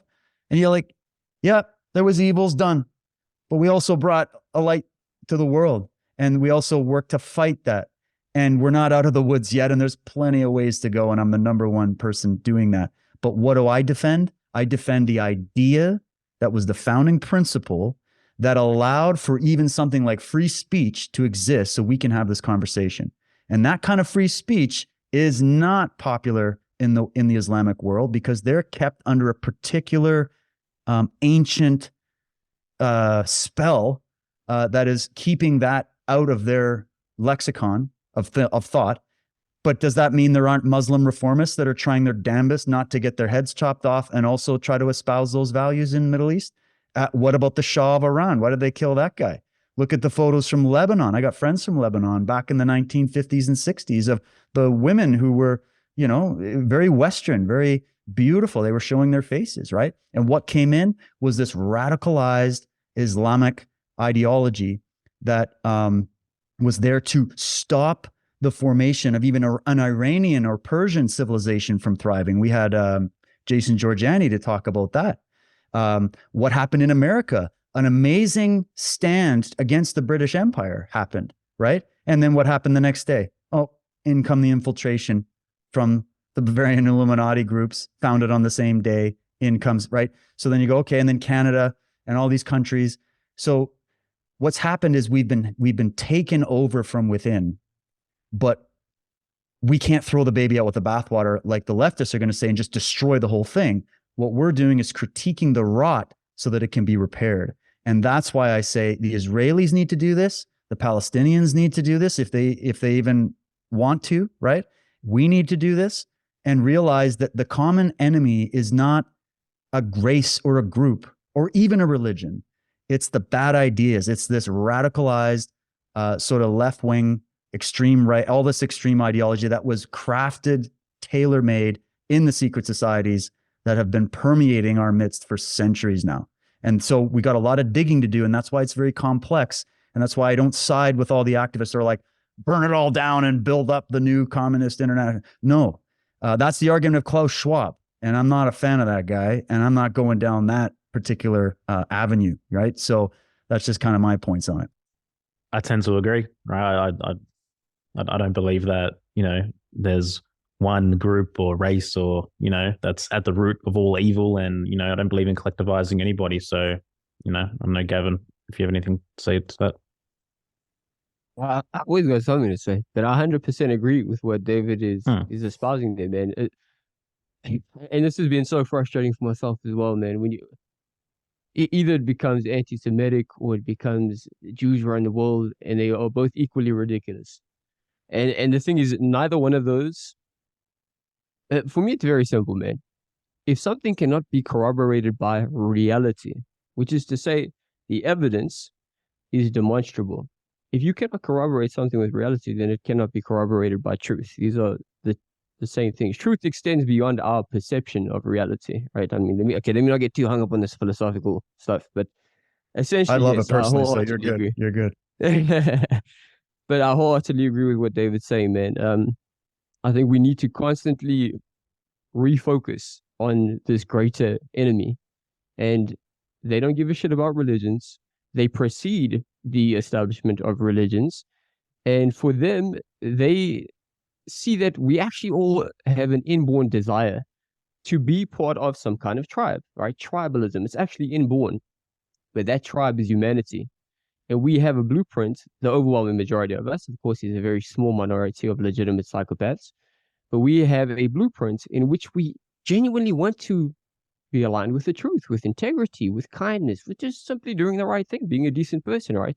In fact, I would argue in relation to, the establishment of like what David articulates as Western civilization, I would say the best aspects of that have been created by just regular decent people. And then the toxic sides of the colonialism and the imperialism, that's on part of the elitists. And they always do it in a very calculated way where it appears to be beneficent, right? Oh, we're going to go help them because there's cannibals eating, or in the modern era with the neocons, we're going to go because it's terrorists, right? Like it's always something that seems beneficent, and it plays on our inborn desire to actually create a better world and snuff out the evil. So I think it's so important that we 100% we do that. One thing I do want to comment on, aside from that, is this notion of blowback, man. I think it's so significant that people understand the human psychology behind this, because it's true on the micro level and on the macro level. So I come from a crazy background. I grew up in a very violent home. And oftentimes what happens is you become an echo, right, of the world in which you grew up in. And so naturally, as I grew older, it was a bit of the opposite direction where I had a very violent response to bullies. But naturally, you become a product of your environment. Now, the deep irony is, if you look at the pogrom that took place in Russia, in the Kingdom of Russia, it created a great deal of radical left terrorism, like legitimate terrorism. And very interesting, there was a group that had all kinds of members, including some figures that were instrumental in founding Israel. It was called the People's Will, and other associated groups, translated from Russia into English, the People's Will. And they embarked in a lot of high-level assassinations, and one of them was actually Tsar Nicholas II. And it's very interesting. People can go look this up. This is actually considered to be the first suicide bombing attack. And there was an earlier attack that was attempted on the life of the Tsar by a Jewish dude, but it was thwarted. Jewish, right? I mean, because nihilism dominated their views. So when I say Jewish, I mean, just it was in terms of their ethnicity. These were not religious people. They were dominated by Karl Marx' view of the world and the opium of the masses, right? Religion. And so they were. And don't forget, Marx was also Jewish, allegedly. Yeah, exactly. But he was an anti-Semite. And also, yeah, and also just to comment on that very quickly, I actually took some notes here while I was listening to David. To throw out there to people that aren't aware of this, there was a great scientist by the name of Professor Lynn Margulis. A lot of people don't know her, okay, but she is a pioneering scientist. People will know her better as being Carl Sagan's ex-wife, okay, if you want to go look her up. She put her reputation on the line. Highly prestigious scientist. And she came out and she said that 9/11 was an inside job. Okay, she's Jewish. All right, so how can there be this a massive Jewish conspiracy when what we see consistently is that you also have prominent Jewish figures such as Lynn Margulis, and there's another guy by the name of Professor Leonard Cole, who he actually helped me become aware of all of these bio warfare experiments that were going on millions of people that I had never learned about from any other authority, not the Jewish dude. So how is it that you've got these figures doing this if it's a Jewish conspiracy? So that's something we also need to be mindful of. And then, of course, you have the Rockefeller family member, you have the black nobility, you have the Windsor, the House of Windsor, or Habsburg, or Aviz, all of these families, right? Are they Jewish? No, they're not. And unfortunately, you get to some people that are so far beyond rehabilitation that they'll say, no, they're crypto Jews. You know, Yeah. oh, okay. Some of these families actually precede the Jewish religion, but okay. And when you're talking with somebody like that, there's just no hope there. But just quickly in relation to blowback, and then I'll pass it on. Sorry, man, I don't want to get too hung up on it. But it's very interesting, the history, because after the assassination of the Tsar Nicholas II, what happened then was these intense pogroms. But the repression against the Jewish community had already been taking place very stringently. They were actually recruiting children into the military, Jewish children. And so a lot of Jews were very rightfully angry about this.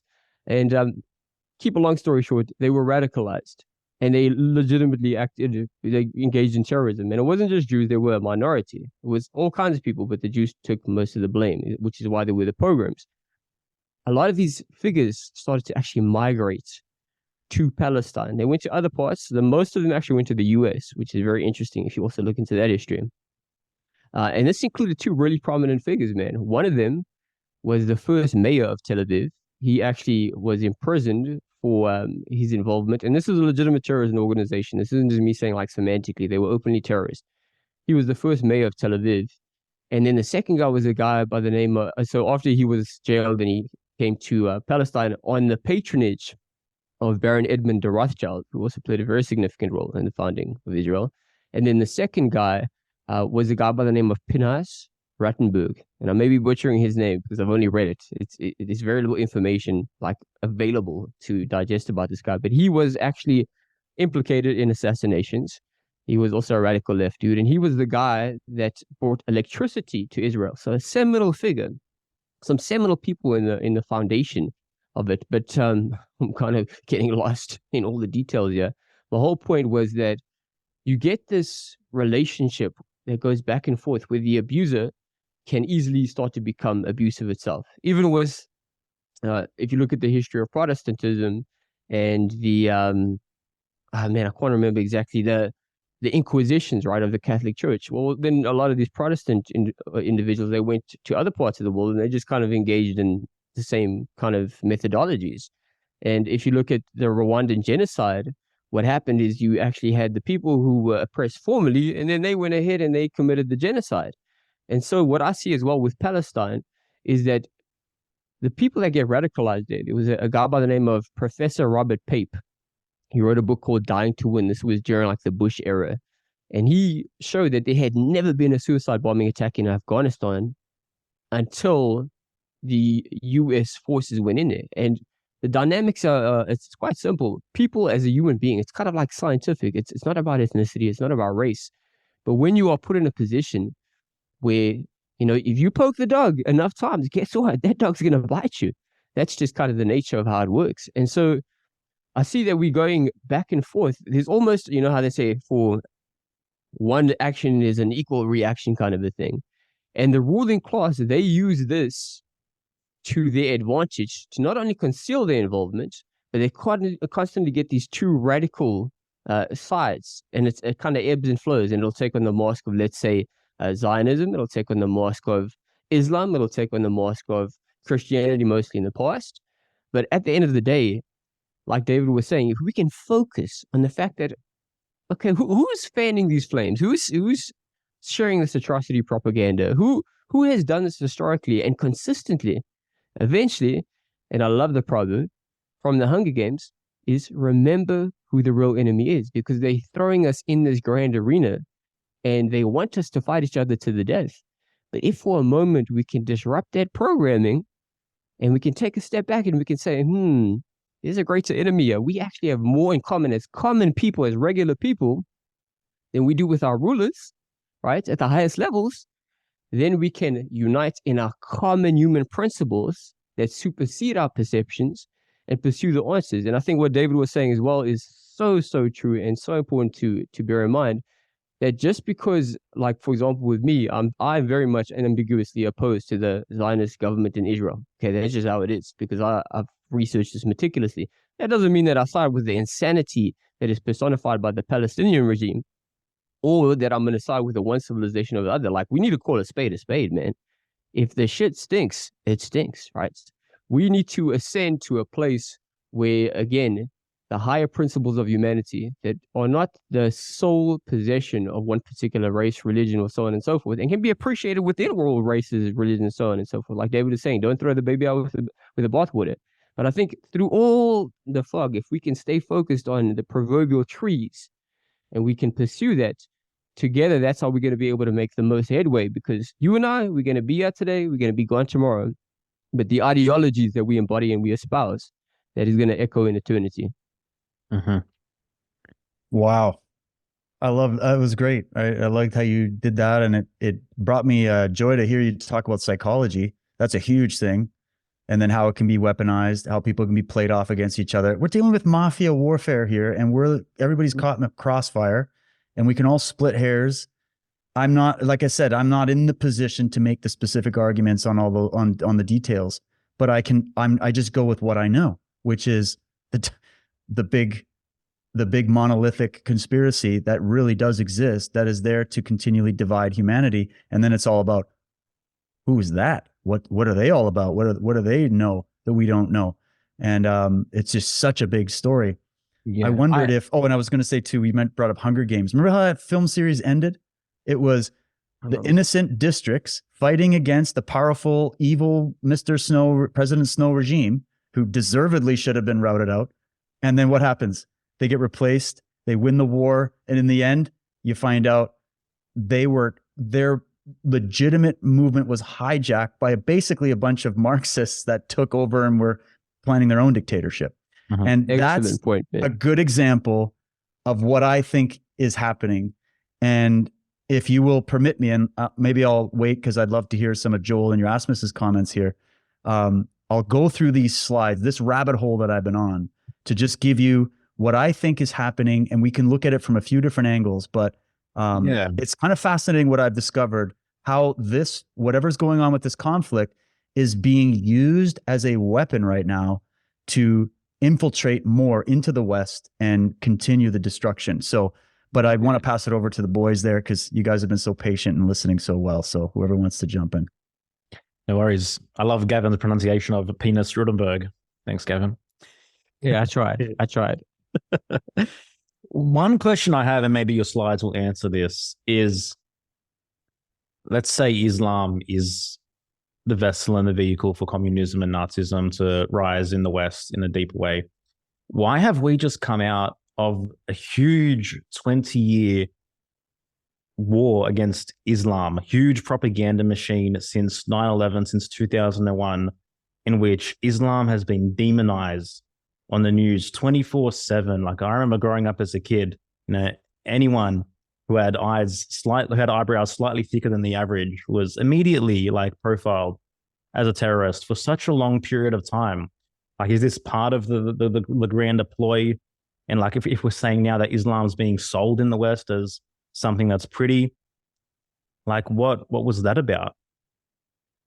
Yeah, well, it's, first of all, there's a legitimate knowledge in our genetic memory of conflicts that Western peoples have engaged with Islam, to the point of our almost extinction if Spain had not stood up and if certain things had not happened. So there's a legitimate turf war that's been going on between the West and the East and the Middle East for a long time.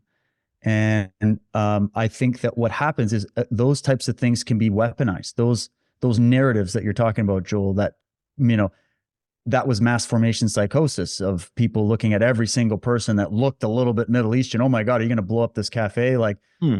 But then what happens there is then we go to the point of saying, well, then there must be no threat. It must have all just been propaganda. Meanwhile, attack after attack after attack in France, in England, in my country, Canada, in the US, by radical Islamic terrorist organizations. And then my slides will tell you what I think is the reason why. So I'm not a huge fan of some of the ideologies in just even traditional Islam. I'm more of a fan of the Sufi mystical tradition, to be honest. But that's just my own personal, this isn't an insult. I'll tell you the same thing about Christianity and all the rest. I believe that, like, for example, just really quickly, I've been doing this book here, Alva Boyd Kuhn, The Lost Light, An Interpretation of Ancient Scriptures. If the entire world could just read this book and start like getting understanding about what the true, like if you think of these religions of having pieces of this ancient lost archive of knowledge that was probably once known maybe by the elites only or whatever, but that was much more unifying to understand that the ancient mysteries schools that came out of Egypt and everything else got split and divided, and then it's been totally taken apart and retranslated back in throughout history to the point where we're still warring for each other. Meanwhile, all these original concepts were trying to espouse the very same things, right? So what happens is you have these extremist groups, then you have the people in the middle like us, and then you have the media and the government that goes, how can we exploit this Game of Thrones that's been going on? How can we exploit all of these, the fear, and maybe we can even plan some attacks and make it happen just to kind of spur it on. But then you can't jump to conclusions by saying, well, then there's no legitimate Islamic threat. I'd say, I wish you the best with that notion. I'm not saying you, Joel, but a person that might conclude that simply because propaganda has been used in the past to weaponize a view of an entire people, right? And that's why I always say I'm not a collectivist. I am totally against collective judgment. But let's put it like this. If you're a member of the solar cult or the Order of the Solar Temple, or you're a member of like Heaven's Gate, okay, you've been hit with indoctrination. If you're wearing 2 masks alone in your car in 2024, you've been hit by indoctrination. I still look at you as a human being that I'm hoping to wake up to truth, but we do need to understand that there are people who their ideology has been created to weaponize them and to be able to use them as a weapon to achieve further objectives. So I hope that makes sense. It makes sense. Now, Go for it with your slides. Yep. Okay, let's just burn through these because I don't want to waste too much time here. So I'll go back to doing this. Let's make this as quick. And guys, feel free to interrupt as I go and like whatever. I'm just going to burn through it. Jump on me anytime, okay? You guys can see me? Mm-hmm. All right. This is a quote from Michael from yesterday. And I just thought this is sort of summed up something I've been trying to say for a long time. And I know something he's been trying to say, which is that all the nations are deceived about the origin of the ancient feuds that have split the world. All the nations are. So this is an issue where we're all battling a superficial surface level of these old feuds and conflicts. Meanwhile, there's maybe 10 people on the planet that even know what actually really fucking happened, okay? And this has been a weapon, this hiding of this history has been a part of the way that the true mafia, the true cabal, if you will, which is probably more like a bunch of cabals that are also competing with each other, that they have been utilizing, is to hide the facts of history from our eyes, especially the origins of where these came from. And the biggest thing would be everything we've just been talking about, that it wasn't just some Jews and Muslims and Christians fighting it out, that there were forces steering that into place, like on the grand chessboard, and stimulating and infiltrating and working behind the scenes to create these splits and these feuds. Now we got to talk about this. And this is, I know you guys know what this is, but a lot of people listening have probably never heard of this before. And when I started going down this, I didn't even jump into it right away. And now that I have, it's incredible. This was the capturing by what I think came from the Eastern secret societies. So we talk about it in a show on Unslaved called the Eastern Illuminati. That they have their faction over there and they've installed a certain faction over here, and it's all the same Gatorade in the end, but it's just different flavors. Okay. So on the Islamic side, and this again is not to attack Islamic people as people or Muslims or Arabs. This is to talk about the bad ideas that infiltrated in your midst, and you are 100% able to also point and say, yeah, Christianity too. Yeah, I agree with you. Okay. So I'm not here to just beat one up. We're just going to focus on it because it's very related to what we're talking about. So Islamo-Communism, we've done maybe 10 shows on it, on Enslaved. I'm just showing you here. This is just an example of like the Islamic Bakaye Workers' Party. Their ideology is Islamic and communist. You also have this thing called Islamic socialism. These are just official sources to start with. Islamic socialism is a political philosophy that incorporates Islamic principles into socialism. As a term, it was coined by various Muslim leaders to describe a more spiritual form of socialism, which is always the argument. Islamic socialists believe that the teachings of the Quran and Muhammad, especially the zakat, are not only compatible with the principles of socialism, but also are very supportive of them. And just to make a quick note, if you go look up something called Christian socialism, you'll basically get the exact same description, okay? And it'd be the same with the Jews. This is a book that everybody needs to read. It's James Billington. He was a librarian for Congress, and he wrote a book, A Fire in the Minds of Men. And he just has this incredible statement. I'm just going to move. I don't know if I can move you guys so I can actually read this. Either way, I'll struggle through it. The revolutionary faith came out of the wilderness. I can read it too. Sorry. Oh, okay. Actually, yeah. Could you read it for me, Yerasimos? Do you mind? Sure. The revolutionary faith came out of the wilderness and into power in its most violent and messianic form in the wake of World War I. This bloody conflict delegitimized traditional authority and helped the national revolutionary tradition come to power in Mussolini's Italy and Hitler's Germany. The social revolutionary faith in Lenin's and Stalin's Russia. These revolutions created dictatorships and modern totalitarianism. The most violent and authoritarian movements in Germany and Russia each intensified one form of the revolutionary faith by adopting significant elements of the other. Nazism was, literally, an abbreviation for National Socialism. Communism was defined as socialism in one country. One fortified fraternity with equality, the other equality with fraternity. Each exemplified the distinctive characteristic of the revolutionary faith that the extremes touch each other. Each subordinated liberty to a new and far more totalistic form of authority than had existed previously. The revolutionary faith was sustained in power at great cost to human life and freedom. That was very well read, by the way, I must say. Sounds good. So yeah, check it out. So he's talking about the revolutionary faith, which is the ideas that I started to look into, because what people know as communism and socialism, they think happened, okay, Bolshevik Russia, the revolution, Maoist China. They think of it on the political level. But what I discovered in my research with Michael and getting into some of the books and the references and people like James Billington is that this was something that ultimately was born in secret societies and Masonic fraternities. Okay. So that's where it was cooked up in the bellies of these secret societies in 1700s. It goes even further back into the medieval period. By the way, I found traces of the exact same thing going back way into the Dark Ages. You could even talk about how it was an element that maybe triggered the Dark Ages. And we see it still alive today. Okay. And then we get into, I almost named this presentation, Follow the Fists. All right. Follow the raised fist. This is the fist of revolution, the revolutionary face. This is one of their number one symbols. So I'm just going to take you on a quick little journey here that got me going, wait a minute, there's something going on here. So here it is, Soviet Union. There's the big star, raised fist, people unite, fight the power, the whole deal. There we go, right? Continuing into some more. We got the Christian Knights of the Rose. There's your Knights of Malta Cross right there. So you got the two lions, the royal lions, the shield, the crown, and they're all sort of on the same page. You have the Socialist International logo.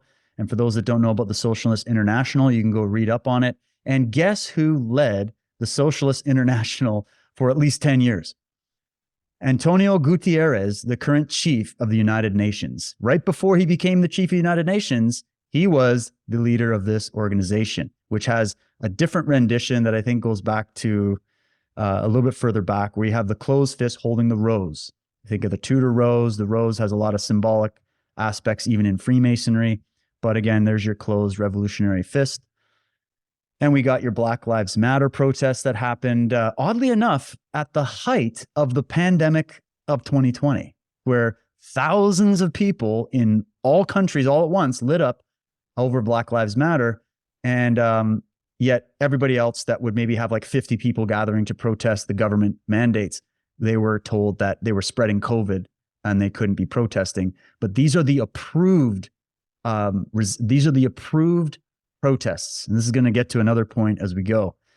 There we go. It's right on the symbolism. Black Lives Matter. Of course, Black Lives Matter, but all humans matter. And we know that this was a Marxist organization founded by self-admitted Marxists, by the way, who ended up taking a lot of that money that people donated out of the goodness of their heart, and they bought a bunch of mansions in Beverly Hills with it, just like a lot of the others that have come before them.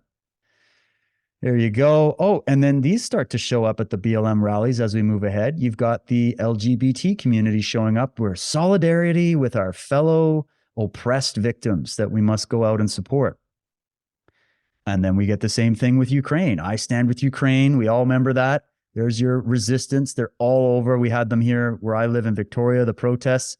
I think I counted one time I went down there. First of all, when I went down to a lot of these events, there were these actual Communist Party of Canada booths that were set up to hand out pamphlets to the protesters to stand with Ukraine. So they knew right away. And I've heard reports in England and also in Toronto and Ottawa at the current Free Palestine protests that are lighting up all over the place, where the exact same phenomena happens there, where the leftist groups get in there and go, hey, this is our opportunity. There's Mr. Stephen King, stands with Ukraine, got the raised fist, kind of got an idea after watching his Twitter account over the few years, what kind of a mentality he has. But again, we're just looking at the symbolism. And then here we have it with the feminist movements, right? The same thing. The future is female, give us women's rights, abortion rights. And, they're very good, these groups, at finding some talking points that may even have some truths to them, but they know how to weaponize it to push the ultimate goal, which is to bring socialism into the West. Got your My Body, My Choice, which only counted, maybe during like 2018, 2019 with the feminist abortion rallies. But suddenly that got turned off. And all of these same people marching in those protests were suddenly for the mandating of a biological mRNA weaponized experiment. And so My Body, My Choice only counted in certain instances, but not others. There you go. Raised fist. You got your trans rights or human rights. That's the next thing that's come into town lately as the new thing. It's the new, everybody's changing their Facebook profile picture. And once again, same Marxist fist. You got it in the background there on the left. You've got your Queer Momentum executive director, who's just got a load of this like leftist, Marxist, Che Guevara-like decorations in the background, telling you who she's with. Then you've even got the American left, one of the most infiltrated groups and political antagonistic groups you can imagine, funded to the tune of billions from champagne socialists in Switzerland and everywhere else. And of course, we're getting together to fight coronavirus now. We're going to have a revolution against coronavirus. Here's all your Extinction Rebellion crowd with the same thing about the climate, same refrain, same, we're oppressed by nature now. Oh, nature is the oppressor. And to extend to that, it's all the governments not doing enough to stop global warming, because of course we only have 10 years left to live unless we radically concentrate power in the hands of the few. And then here we go.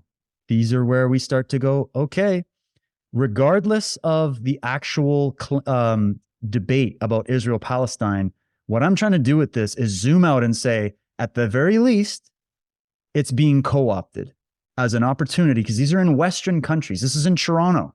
All right. Toronto is currently, every weekend, all the highways are being blocked. Buildings are under siege. It's incredible what's going on. And it's galvanizing the Islamic world, and especially the recent immigrants to the Western world. They're galvanizing around this issue. And lo and behold, here we go. The raised fist in the Palestinian colors. It's everywhere, all over these protests. Look at this. Zionism is racism, Free Palestine, revolutionary communist group. I mean, they just come right out for this. So then you go, okay, so this got me into, well, let's look at some of these liberation groups. Because do you remember the Viet Cong in Vietnam? What was the Viet Cong? It was the Liberation Army. It was the Liberation Front. To do what? They were the communist terrorist groups that were leading the resistance there. And they were the Vietnamese Liberation Organization or Vietnamese Liberation Group. Well, we have, I think, and again, to separate from the Palestinian people, who I believe are equally oppressed by these motherfuckers, right? The PLO and the Hamas, which are agents of Iran and Hezbollah and the big Eastern Illuminati groups behind them. This is how they flood in and create more of that or oppressed versus oppressor narrative in the people. And they use legitimate things and legitimate grievances to weaponize the ideology so that they can get their agenda in, not the agenda for the Palestinian people. Same in Israel, not the agenda for the Israeli people, but the agenda of the cult that's running it all. And here we go. You've got the Popular Front for the Liberation of Palestine. It's a Palestinian Marxist-Leninist organization. Sounds lovely. The Popular Front for the Liberation of Palestine is a secular Palestinian Marxist-Leninist and revolutionary socialist organization founded in 1967 by George Habash. Then you have, of course, the PLO. And you've got the 10-point program of the PLO. You've got, and I just found when I was looking, this was from 1974. I believe they've updated this, but I found it interesting because I was trying to go to the roots of it, that in the 10-point program of 1974, just check out number 9. The Liberation Organization will strive to strengthen its solidarity with the socialist countries and with the forces of liberation, there's that key word, and progress throughout the world with the aim of frustrating all the schemes of Zionist reaction and imperialism. It basically read similar to the rhetoric going around in the USSR before the wall came down, with the exact identical rhetoric. So that was some interesting things. And then you go, okay, what's this thing about pan-Arabism? Pan-Arab, what is that? Well, this is literally just the entry level. We don't have time to go through it all. Pan-Arabism is an ideology that espouses the unification of all Arab people in a single nation state comprising the Arab countries of West Asia, North Africa, Atlantic Ocean, Arabian Sea, which is referred to as the Arab world. It is closely connected to Arab nationalism, which asserts the view that Arabs constitute a single nation. It originated in the late 19th century among Arab regions of the Ottoman Empire, and its popularity reached its height during the 1950s and 60s. And advocates of pan-Arabism have often espoused Arab socialist principles and strongly opposed Western political involvement in the Arab world, et cetera, et cetera. So again, piggybacking off of some possible legitimate grievances here and there, some of them are fabricated, but piggybacking off of it to bring in this left-wing ideology into the Middle East to corrupt it even further. You got the history of the Young Turks. I won't read into it, but you know, the symbolism says a lot. Young Italy. So these are all these young groups, Young Ireland, Young Italy, Young, where's the other ones? Yeah, there's more. But these are the youth of those areas, like in Italy or in, you know, in the Middle East, where they're trying to get into the minds of the young to implant this Marxist ideology in them and to bring about this revolution that's going to unify the entire culture. And many of them believe it, but it's, you know, it's the sales pitch. It's the carrot on the stick. There are bigger forces at work behind this. Now, just a quick one on Giuseppe Manzini.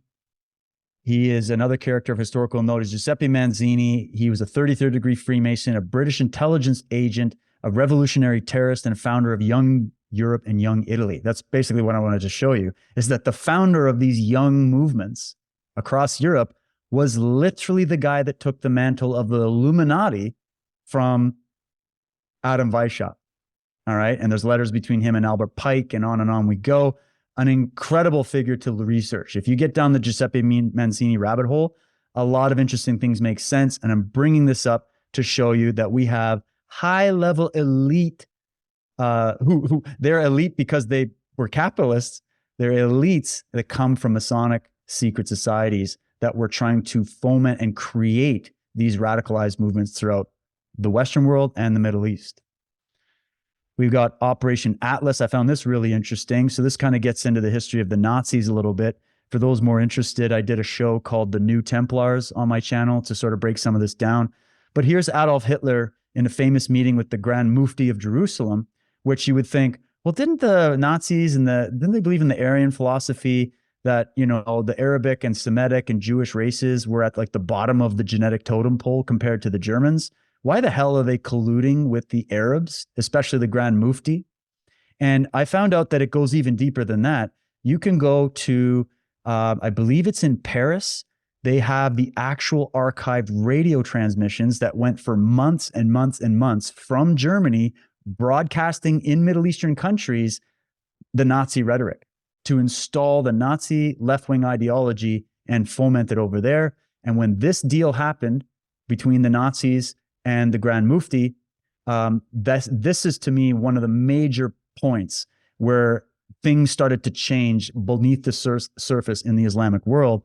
And I found it interesting that Operation Atlas is the code name for an operation carried out by Special Commando Unit with the Waffen SS, which took place October 1944. And these soldiers were members of a Templar religious sect in Palestine. What's a Templar religious sect doing in Palestine? Well, this goes back to the Crusades. This is the alliances and the allegiances that were made between the Templars and the Eastern mystical groups, which is actually where they adopted a lot of that Eastern symbolism into the Shriners, into Masonry. It's the whole history. It's fascinating. But yeah, something people need to know about. Just go get into the meeting with Hitler, the Nazis, and the Grand Mufti, and never forget that behind all of this, we have the Vatican sitting there in Rome, financing and pushing the entire thing at that time. So there's kind of a collusion going on between all three of the Abrahamic religions to install left-wing ideology into those groups. Interesting statement from Zuhair Moshen. He was leader of the pro-Syria Sakia faction of the Palestine Liberation Organization. So basically he was the leader of the PLO back in the day.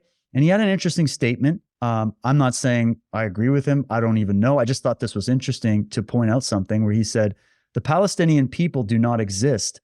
There is no difference between Jordanians, Palestinians, Syrians, and Lebanese. We are all part of one people. This is that pan-Arabism thing.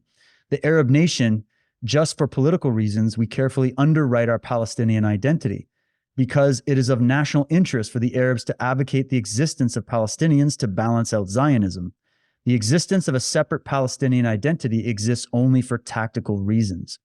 And I think this has to do with some of the stuff that they were getting from the Nazi groups that came in there, and they were encouraging them to move on with this. And what united this incredible, these two opposing ideologies that you would see on the surface of Islam and Nazism was the hatred of the Jews. And there was reasons for it.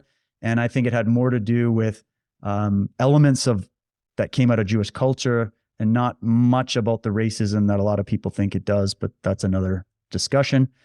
I'm going to skip this. Okay. Then we get into the funding. So we kind of just a little history. This is what I started looking into. What the hell is Soros's organizations doing, donating to a lot of these groups? Because it's about fomenting the division. It's about keeping the division going. There's a bigger thing going on because we know Soros is behind all these raised fist movements, or one of the financiers. And we also know his history. So he's pro-Hamas.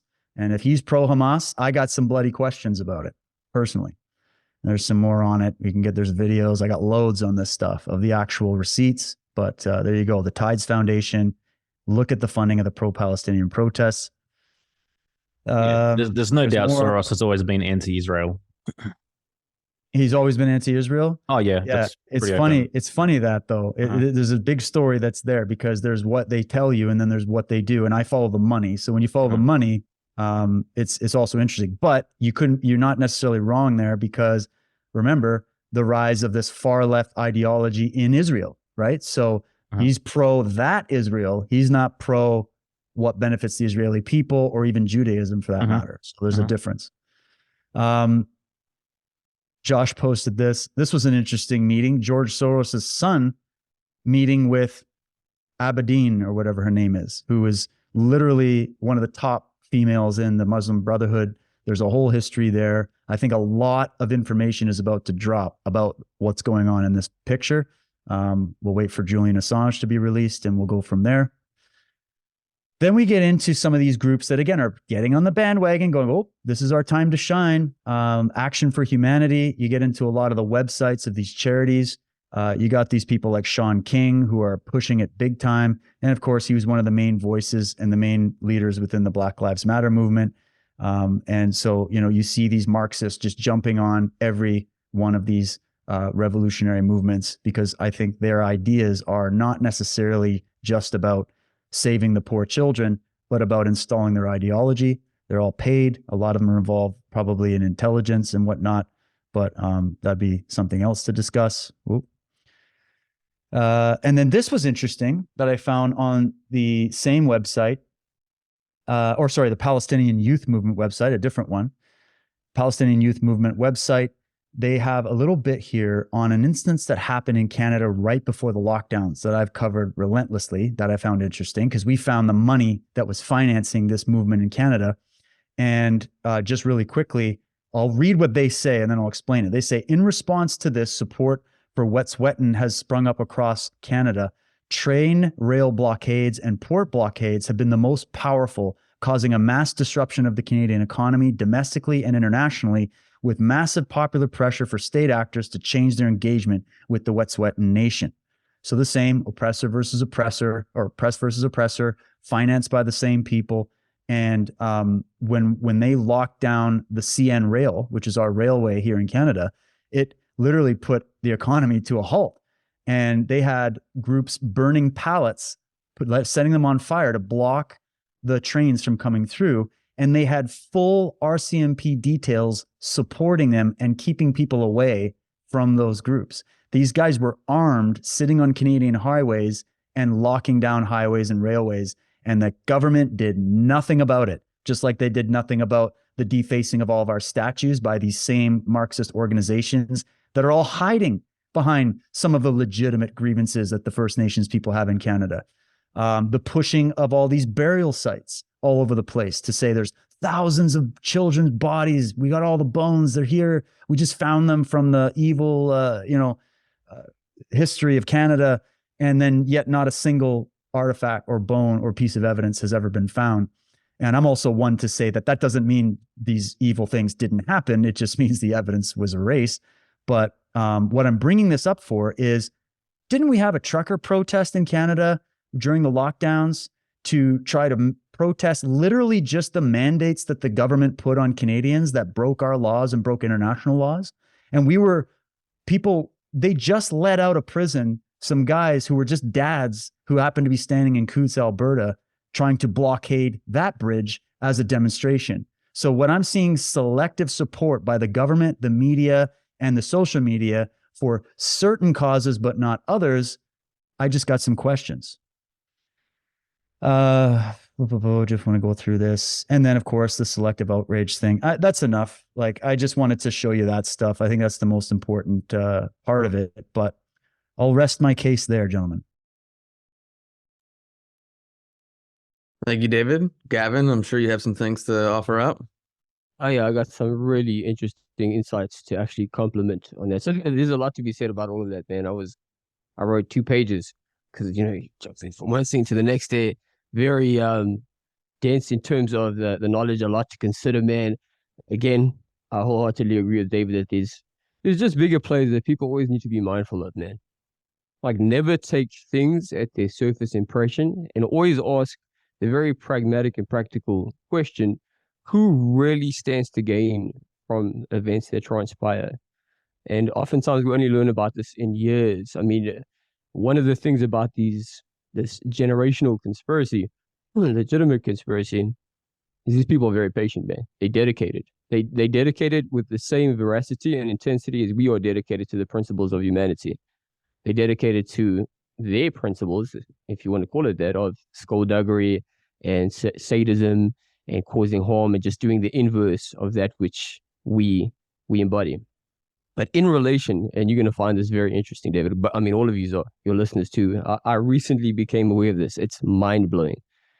So there's a whole other element in relation to the founding of Israel and back when it was Palestine. In the mid-19th century, so the mid-1800s, excuse me, high-ranking members of the British Empire were talking about resettling the Jews for geostrategic reasons. Now, of course, they also dressed it up as being this is God's will and so on and so forth. But always for geostrategic reasons when you really get into the proverbial meat and potatoes, when you get into the soil and you dig into it. So what I found, and this is so mind-blowing, is they began to infiltrate. I mean, in a previous podcast, listeners can go ahead and watch that we actually did together, where we explored kind of how there was this Ottoman public debt administration and how there were external forces that gradually infiltrated the Ottoman Empire, which back then was known as the sick man of the Middle East, and brought it down. And this was during a time of course, legitimate colonialism. So there were lots of resource wealth. There's a lot of geopolitical reasoning behind wanting to go into this land. And so what the British convinced the Sultan to do, because there were also internal uprisings, right? History is always very complex. There were internal uprisings within the Turkish Empire of competing factions and rebels.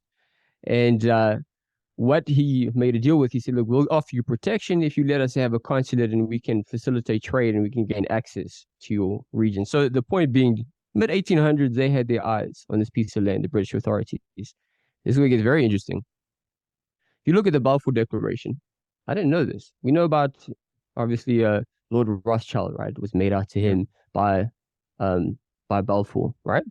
What we don't know is that there were actually several authors involved in this.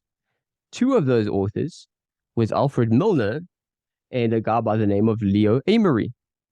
These two dudes were trustees of Cecil Rhodes' will. Yeah. In fact, the guy, Leo Amery specifically, he was a trustee for the longest period of time. Cecil Rhodes was the guy that had this obsessive idea to create, and it's unambiguous, anybody can go look it up, to create kind of like a secret empire, a secret conspiracy to expand the control of the Anglo Empire abroad, to reabsorb the United States into its orbit. And they did this through the Roundtable group. And this is not very difficult to find. About 10 years ago it was, and you had to go to somebody like Professor Carroll Quigley, who, I mean, if people aren't familiar with him, you need to look into this dude. He's legit. He actually comes from the Ivy League schools. Yeah. He's a mountain to rely on in relation to evidence. And he really illuminated so much of how the globalist structure works. So the Roundtable group, their thing was, and it's openly, you can even find this in Wikipedia now, which shocked me when I went to go look it up. But they actually had a journal, and they would have meetings where they were trying to figure out how they could create a continuation of the empire, but through clandestine means. And they came up with the idea of creating a commonwealth of nations. So you give them the illusion of independence, these different countries, but the British authority is still in power. Canada will even fall under that orbit, which I still see there's a lot, and I'm sure you do too, David, where there's a lot of influence over there. Yep. So now what we know is that the Balfour Declaration was in fact authored. The guy, Leo Amery specifically, he took credit for authoring the Balfour Declaration. We know that they were now involved in this, and they wanted to maintain their empire through clandestine means. Okay, so cool. The British go in there. They immediately start creating division between both the Arab Muslim and the Jewish population, and there were Christians there as well, and they start fomenting division. Now, you know, and this is so mind-blowing, you know that guy that you mentioned, the Grand Mufti? The Grand Mufti, that title was actually created by the British authorities. They created that title. And that guy in specific, Al-Husseini, they put him in position as being the Grand Mufti, but they also had him on the payroll until the 1930s.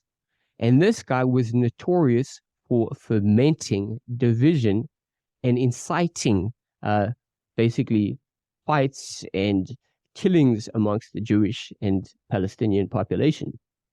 So what's my point in doing this? Even that guy, Vladimir Zehev Jabotinsky that I mentioned earlier, the founding father of revisionist Zionism, he also worked with these same authorities. He worked very closely with Leo Amery. He founded something called the Jewish Legion with Pinhas Rottenberg. I know I'm butchering the dude's name, Joe, but he founded it alongside him. The Jewish Legion fought under the British administration. So immediately what you see now is these very underhanded, shadowy forces as personified through the Roundtable group that are involved in both sides. And Vladimir Jabotinsky and the so-called Grand Mufti al-Husseini, these were two of the most divisive, evocative figures in Palestine. So then what happens? Okay, they foment all of this insanity. They create large-scale divisions that didn't really exist prior to the Balfour Declaration. I mean, people, I'll refer them to the previous podcast we did, where we kind of explored this history.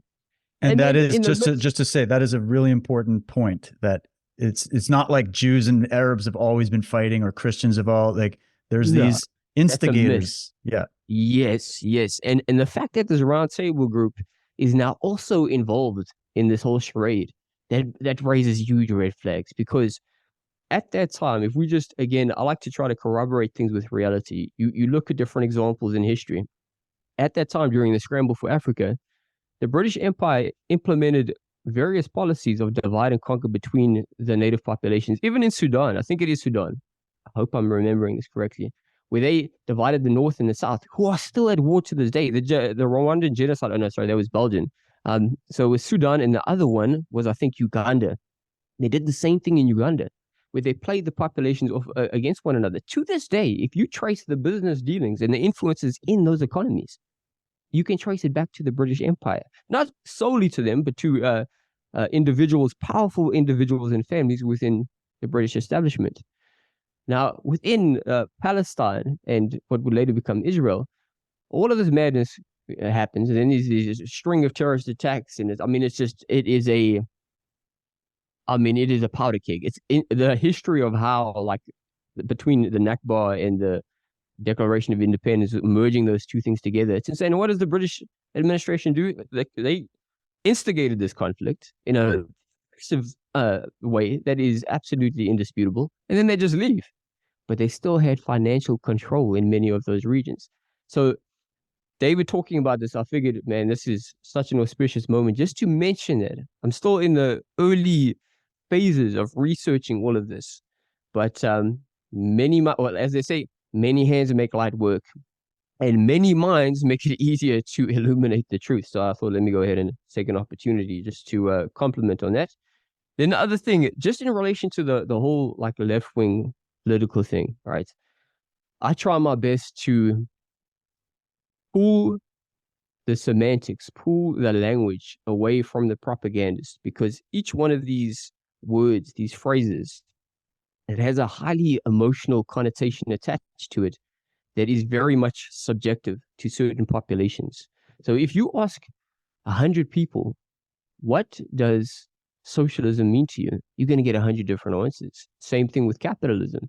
Same thing with all kinds of stuff. And because of the complexity and the ambiguity and the abundance of history, and all the different players and all the different factors and the co-opting and all the duplicity, there is no shortage of examples from both sides to say, oh, that's what's wrong with capitalism, that's what's wrong with socialism, and so on and so forth.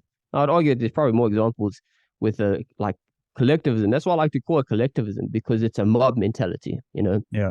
And this gets weaponized by all the powers that be. At the highest levels, they like to privatize the gains. I think it was Professor Anthony Sutton that said this. They privatize the gains for themselves, and then they kind of make it communistic below, right? It's, oh, you plebs, you know, and they just use us as a proverbial trigger to fight against one another. But within all of that, there's actually legitimate, good, decent people that align themselves innocently with being a communist or a socialist. And one of the examples I like to use, and it's a very challenging example, but I encourage people to look at a video I did very recently on, like, the crazy shit that was going on in South Africa, who I said, dear black people and dear white people, remember who the real enemy is.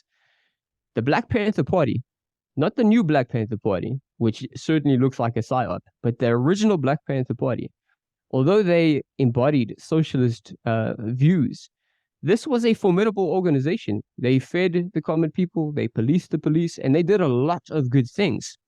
Okay, and I know that sounds very controversial. You're like, oh, okay, there's a landmine, and it is an emotional landmine. It's deliberately been implanted there. But if you look at them, for example, Fred Hampton, great revolutionary guy that was actually unifying all the races through something called the Rainbow Coalition.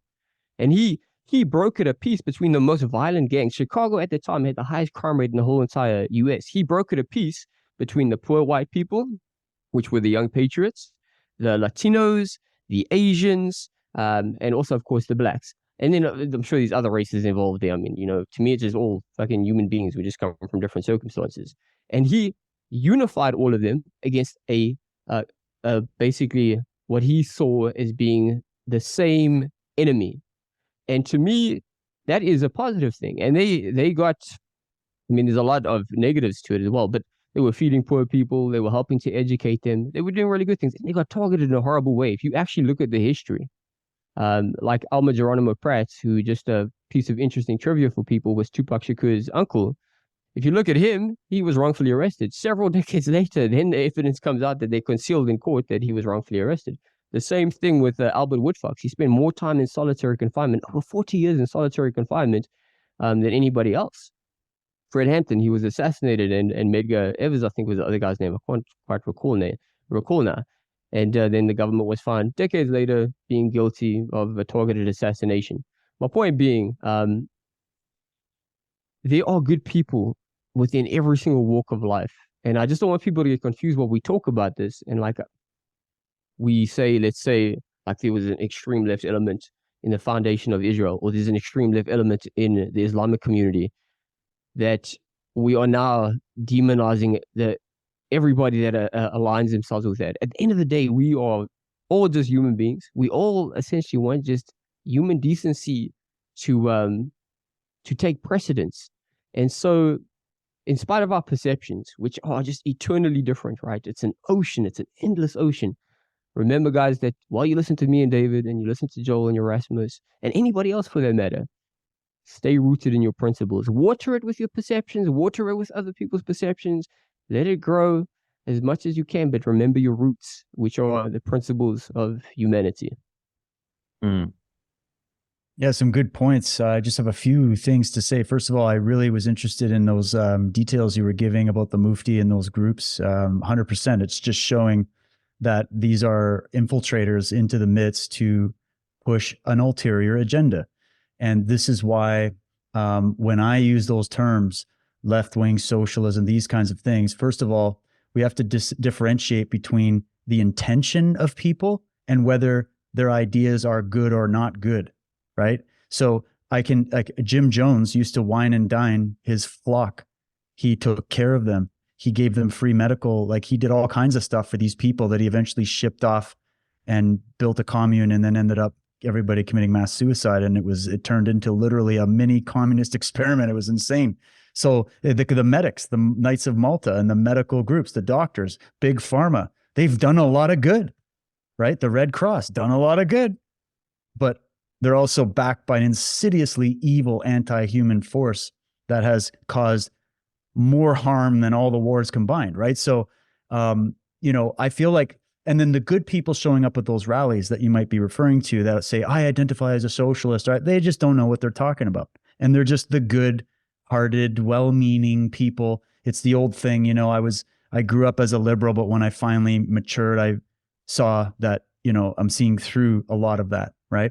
And then there's also the distinction between, okay, are we talking classical liberalism, which is a lot more aligned with Western values that I support, versus the liberalism of today that is so batshit crazy they don't even know what way is up or down, right? 100%. And then the it changes historically, right? Yeah, also. Exactly, it does change historically. It changes historically. Like they do the total inverse. But this is the question. Is there legitimate oppression, and is there legitimate resistance groups? How do we now discern what is a legitimate resistance group? What do you do if you're oppressed? You resist, right? How? Becoming what you hate? Is that resistance? What we're doing is resistance. Yeah. But I mean, if survival's literally threatened, I haven't been in that position. I don't know if you guys have. Look, I have. Yeah, you regress to a very primordial fight or flight state, 100%. Of course. Yeah. Of course. But I know what David's saying, that we need to have a revolution of the mind, man. That is what I'm all about. But there is no such thing as a revolution without a revolution of awareness. That's the only revolution. Yeah. Because here's the problem. It's end of, what's that movie we were talking about before? Hunger Games. oh, we're going to swap one evil dictatorship for another. That's not resistance. Truth is resistance. The mind is resistance. Not voting in dictators that are there oppressing you is resistance. Like there's more of the resistant, like there's a different, that's why the oppressed versus oppressed narrative that was born in the Soviet Union and has been brought into all these countries and absolutely destroyed them. There were people resisting what they felt to be legitimate tyranny. But look what happened. Massacres that are mind-boggling, that people don't even understand, directed by these cults at the end of the day. Mass ritual death, right? To me, the radical form of Islam is a death cult. Socialism at the core. And I'm talking the real lineaments of it, not the, oh, we're just going to take care of grandma when she's old, or the sick and the needy, right? Why not have charitable foundations? Why, we've talked about this, Joel, the way that the true free economy, the free market should work. Why are they so allergic to those values? Maybe they've never been introduced to them, but you got to fight for it. If more than 70 or 80% of the Palestinian people would vote for Hamas again and again and again, and because they've been raised in that cycle, this is one of the factors, as well as, you know, the stuff on the Israeli side, that is like some of the people I've listened to have been saying, there is no way to fix this problem. It's just, it's so rooted at almost like a genetic level on both sides, right? And so what's the resistance? Of course, you're going to resist if you're being oppressed. If my government sent, or if the Chinese invaded Canada and sent troops on the ground, hell yeah, I'm kicking off, right? Fighting to the last breath. There are legitimate revolutions, to be sure. One of them was, say, you know, the story of El Cid in Spain standing up to the Moors before the entire Europe would have been turned into Islamic caliphate, right? So, you know, it's just about everything in context of what is true resistance. The same goes. Right? If an IDF soldier is jumping on your roof at 3 a.m. and pulling your kid out of the front door, like, what are you going to do in that situation, right? Right, but I just don't buy that it's always this innocent, I'm attacked, I'm an innocent, right? What about the Hamas agents popping out of holes and just whacking families, right? Why are they digging an entire tunnel network underneath Gaza? Is there something more to that tunnel network, by the way? Is it just about getting terrorists in, or does this link into the international human trafficking trade, which we know penetrates every nook and cranny of the Middle East? It's one of the origin places of it, right? The history of it, right? So, and I bet it goes in Israel too. Like it's not just a one or the other. And that's why I think this makes this way more complex. And this is why the emotions can get stirred in people when they listen. They go, oh, here's all the footage. Like you said, weaponizing atrocity. Oh, it's an atrocity. It's an atrocity. Look at these poor people, these poor people. But then you go, wait a minute, there's two sides to a fight here. And we have to look at it objectively to try to find the solution, right? And then war, man, the fog of war. What about, for example, the bombing of Dresden by Churchill, right? How many civilian deaths happen in Europe? Millions of civilian deaths to eradicate fascism in Europe. That's what it took. Was that a genocide by the British, by the Americans on their own people? Or was it literally DEFCON 6? We had to do it. And yeah, it was orchestrated by the same powers that be. But again, and then why are we not getting all up in arms about what's going on in Yemen right now? Why are we not talking about that? Because it's not favorable. It's Arab on Arab violence, right? It's the same everywhere. Like, so this is why I kind of say, look, we all sort of pick where we're going to find, you know, that empathy for these people. Whereas I empathize with any innocent victim in any conflict. But then when I analyze, say, Russia and Ukraine, right? And they're, oh, Putin's the big bad guy. And really, yeah, Putin's no saint. And Russia has a fucking horrible history. And there's definitely a lot of evil going on. But in an interesting turn of events, who's telling you more truth right now? Joe Biden and Justin Trudeau, or Putin talking to Tucker? You know, not a perfect thing, but still, like, you look at it and you go, all right, well, interesting. And then you start to wonder, here's another interesting thing I'll just throw really quickly at you guys, because there could be even something bigger than all of this going on that we don't know. And we're being told, well, it's just the same old skirmish going on in Israel, Palestine. What if we're dealing with a purge across the world right now between an alliance group of patriots that want to see something good for their country, that are working with, I brought this up in the last discussion, working with people that are playing optics for the public, but they've seen the atrocities on all sides. They know what the origin is, and they're trying to flush out in all these countries. So we've had Russia, Ukraine.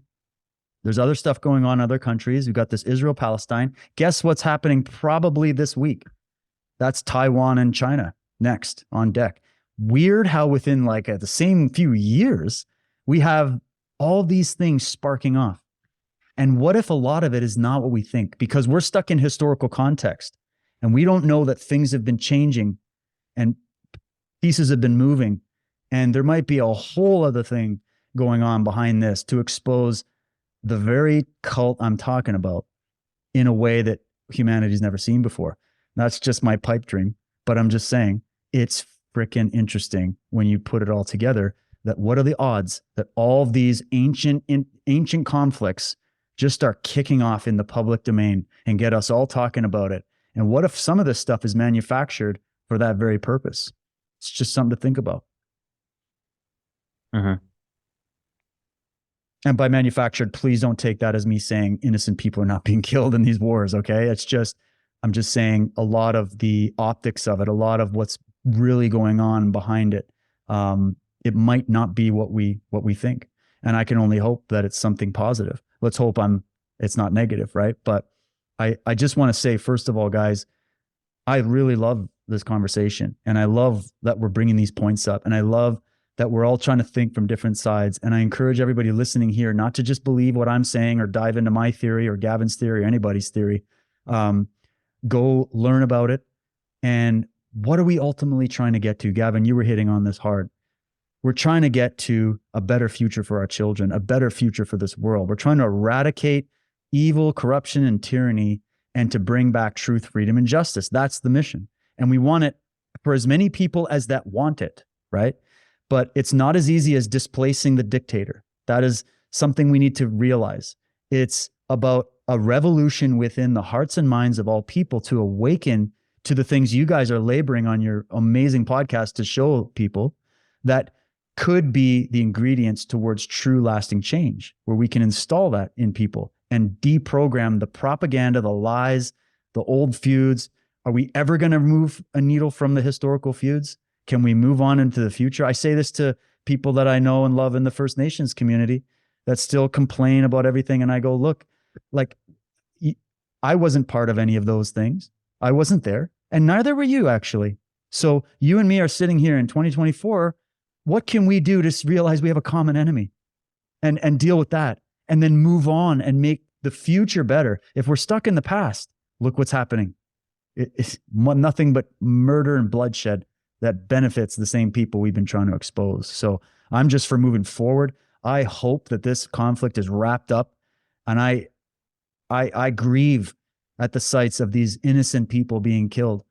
But I grieved when I saw October 7th as well. And I grieved for all of it. I grieved for the Ukrainian people that were just caught in the fire, and they've been propagandized, and they're being controlled by Azov Nazi battalions, and they're being attacked by Russia. It's hell, right?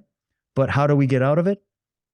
Only the truth is going to save us. And only when the truth can get out en masse. And the only way to get at the truth is to have these very difficult discussions, which I must say wasn't as difficult as I was thinking it might be. And I actually really learned a lot today, gentlemen. And I really, really appreciated it. And I hope we can do more of these. And I just thank both you boys, Yerasimos and Joel, for hosting it, and Gavin for your incredible research and your very salient points that definitely reached me. So I hope they reach the people watching, and we can get towards some real solutions in the future. I agree. I mean, for me, just to be witness to this conversation and to hear all of you share your points of view, I just feel honored, and just to be able to be in this position to present this for all of us to come together and to bring you two together, great minds. And you hit the nail on the head. Like, we have to expand our consciousness. Like, yeah, sure, there might be some political solutions, some little ones here and there, but ideally it starts at home. And like, where is your mindset at? How do you think about things? What is the state of your health? How can you take in these ideas? Can you be open to hearing different points of view? And, something that we talk about often on this podcast, and I think it's imperative. Like, we have to move beyond this I'm right, you're wrong, and screaming at each other, and be okay with hearing someone share something that is different, and to let it land and to hold space within yourself for it and to consider, maybe I'm not right, maybe. And then I think so much can come from that, and I try to check myself. Like there's times where I like do my research and there's things I'm really, really passionate about and I stand by those convictions. And can I create a little bit of space and, hold the uncertainty that I may not have it all figured out? It's this dance between certainty and uncertainty that, each individual needs to embody in a healthy, balanced way. And I think that's what's going to move things forward. So like, I mean, you guys are legends. To have these conversations, we're fucking honored. And I just appreciate you both. Same here, brother. Well said. Likewise, man. I don't know if I should wait for Joel there. But Go for it, likewise, man. man, it was a fantastic discussion. And I was very excited about this. Also, you don't know what to anticipate. Mm-hmm. But David's a very well-balanced, authentic truth seeker. So I was optimistic. And I was rewarded for that optimism. And I genuinely do hope that maybe we can even do something like this in the future. Because I am of the belief that these kinds of discussions, that I think that we did the tango pretty damn good over here, right? In pursuing like the objective truth of trying to illuminate a greater awareness for just the greater good of humanity, right? I'm a firm believer that these kind of sober-minded discussions where perceptions confront one another, almost like two streams of a flowing river, and then they go into the ocean. And then you go wider into that ocean and you see, wow, there's a bigger ocean here. It doesn't mean that you've illuminated the whole ocean. It doesn't mean you've been to the bottom of the ocean. But now you see that there's more to it. And I really am a true believer that moving forward, that's the key. Unfortunately, as you know, the establishment media, in all its disguises that it presents itself, what it gives people is not well-tempered debates. It gives them these evocative, emotional, knee-jerk, fuck you kind of discussions or debates or whatever you want to call it, these arguments. So it was an honor. Thank you guys for having me. Thank you, David, as well, for doing this. I learned a lot as well, man, from what you were saying. There was things there that that book, in fact, if you wouldn't mind, that book that you held up there, I was going to say while you were doing it, I was going to say, can you do it again? I'll just quickly do a screenshot. But that sounds interesting, man. Can we get Alfred Boyd Kuhn, The Lost Light, an interpretation of ancient scriptures. I ordered it on Amazon while this conversation can you was going believe? on. Oh, you slick dude. During the conversation. Although, Gavin, I don't think you could get Amazon delivered as quickly to you where you are right now. I found something similar. Yeah, I found something similar, and I've worked out a route where there's somebody that I can deliver things. They've been kind enough to let me use it for a small fee, but they've been kind enough to let me use the physical. Yeah. Like there's a plan, Sure. And FYI, there's no correlation between Yerasimos ordering a book and reading it. Yeah. He likes the energy of it around him. I got a lot of books I still haven't read too, but I want to have it for when the solar flare hits. I need some reading. So I call it Yerasimosis. He just stares at it and he absorbs the information. That's what happens. But often. Listen, I'm guilty too. I'm a window, like people like to window shop for clothes and they maybe wear it one time. I'm like that with books, man. I'm right there with you. I need that book. Yeah. And I just want to highlight too, based on what you said, like that's why these conversations are important, is because they are an example of how conversations can happen. If most people are just looking at the news, glued to social media, comment threads, they don't see this. They don't witness it. And then so they don't have the knowing that, wow, these kinds of dialogues can occur, that people can maybe disagree on certain things and hear each other out. So that's the one thing that I really appreciate about this. And the feedback that we got from the last one was that exactly, to see two minds communicate and have a dialogue where there wasn't a yelling or screaming, but an openness. Like it's just. And it's funny you say it, because sometimes maybe it's the fighter in me. I enjoy sitting and listening to debates, those good old scraps. But whenever I get into them, I don't have that heart. I don't want to like destroy somebody. I want to like talk to somebody. Like I have that. And I'll tell you right now, you're not going to find a discussion about this topic that went the way this went. You're not going to find it. It's all just like, blah, blah, blah. And that's why I'm like, okay, if we four can do this, more people can do this. Yeah. And then maybe even these two nations can do this.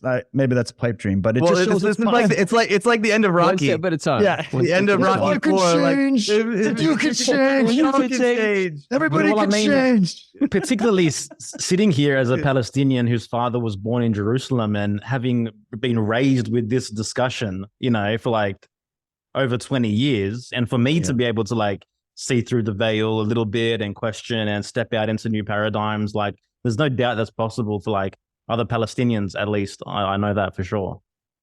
And hopefully the Jews as well, and the Israelis and those people. And, you know, That's Joel, I humanity, can man. imagine how hard of a discussion this is for you, brother.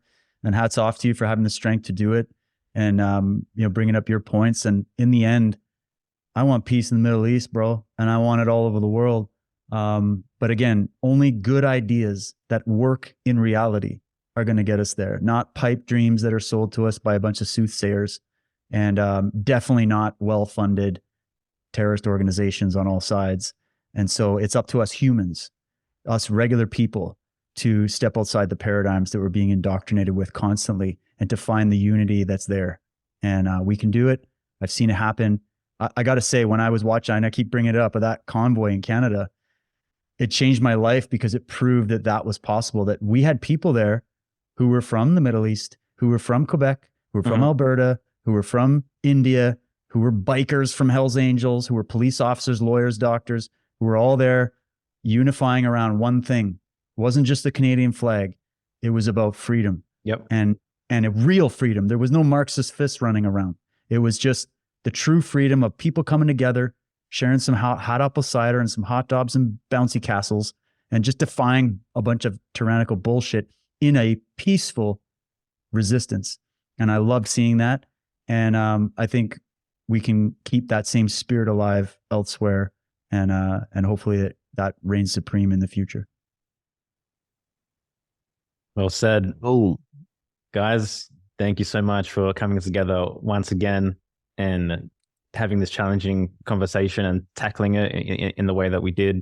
Everyone else, thank you for being here. Thank you for listening. Thank you for, you know, being the human being that you are and having expanded your psychology enough to be willing to listen to this conversation and even just be interested in this conversation, right? Is something of incredible value, in my opinion. Boys, let's schedule in round 3 in the not too distant future. Yeah, and to everyone listening, you know, please, I know we say it on the episodes, but please support both their work. Go to their website, support what they're doing. We'll have all their links below as usual. And like Joel said, just appreciate you for being here. Much love, boys. Well done. That was awesome. much love on all sides, man. Absolutely. Take care, everyone. Cool. Well, bro, feels like you and I said a lot that episode. I mean, it was definitely one of the episodes that I've spoken the most. I mean, I think I counted my words. There might have been like 28 total words that I said. I mean, but listen though, like when we're doing a roundtable on this topic and invite 2 specific guests that have, you know, done their fair share of research, whether or not it's just in more modern times or also historically speaking, you know, they have a lot to say. And, you know, I was there to be witness, man. I was there to listen and learn. And I think that's the whole point of why we even did that episode. Like I mentioned, is for people to have the opportunity to listen to voices that, you know, I think agree foundationally on principles. Yeah. And yet maybe have a different view or different research on how things are to a certain degree. Totally, man. And I think like one thing that we achieved through that episode is we kind of demagnetized the poles a little bit, you know, and we expanded the middle when it comes to this topic, you know, because again, it can come across as a very black and white issue. Obviously, it is very polarizing, but there's nuance that's required in understanding this topic, obviously. And, you know, there's a journey that one has to go on to, you know, broaden their awareness and, you know, broaden their understanding of how they perceive this topic. And, you know, yes, we can get stuck in the microcosm of it all. Yes, there's tragedies. Yes, you know, there's horrific things going on, no doubt. And, you know, but at the same time, you know, how do we, like David said, zoom out a little bit and, you know, align on the macrosm and on the macro of what's underlying and underpinning how this is being played against us. Well, yeah, totally. And also, I think, what's necessary needs to be done. And this is where, the responsibility lies on the individual is like, sure, you have emotions. Sure, you have feelings about things. But in order to gain some level of objectivity, like you have to like get a hold of your emotions. You have to kind of distance yourself a little bit just to see if you can get more of a bird's eye view around things. And, like you mentioned, like demagnetize the poles. Like just think of any relationship. Sure, there are relationships where maybe one person may be more at fault than the other because of some act they did or something that happened. But like more often than not, it takes two to tango. There is way more nuance that happens. Like both parties involved in a partnership play a role in how things unfold. And so, yes, like of course, things are way more complex and different when you're thinking about two nations. But I think like we have to be able to go, hey, listen, there's more to this story. There's more to the history of this. I can't just let myself get sucked into the emotions and be forced to pick a side immediately, especially if you don't have the full picture. You haven't contemplated things in a deeper manner. Yeah. And I mean, the reality is, whether it's on the personal level or a larger collective level, like victimhood has never solved anything ever. So, as much as possible, being able to notice where victimhood exists within our culture, within our society, and how it's being weaponized, to, again, rattle us within our emotions and keep us in a very highly charged and two-dimensional lane of thinking. I think that's something that's important to recognize. Like I mentioned, man, like this is a topic that's very close to home. My dad was born in Jerusalem, Palestine. There's a lot of pride around being Palestinian. Growing up, this is a topic, which I've been highly conditioned with in many ways. And, being able to have these conversations and break down some of that conditioning and try gain a more objective bird's eye view as to what the lay of the land actually is. Like, this is obviously, probably a little bit trickier for me than it is for many people. But we all have our conditioning, and being able to break that conditioning and have perspective greater than and beyond our conditioning is, such a powerful journey, which we can all go on in our own unique ways. And, there's so much expansion on the other side of it. And again, man, like it's not about picking a side. It's not about one side, one camp being right, the other camp, being wrong.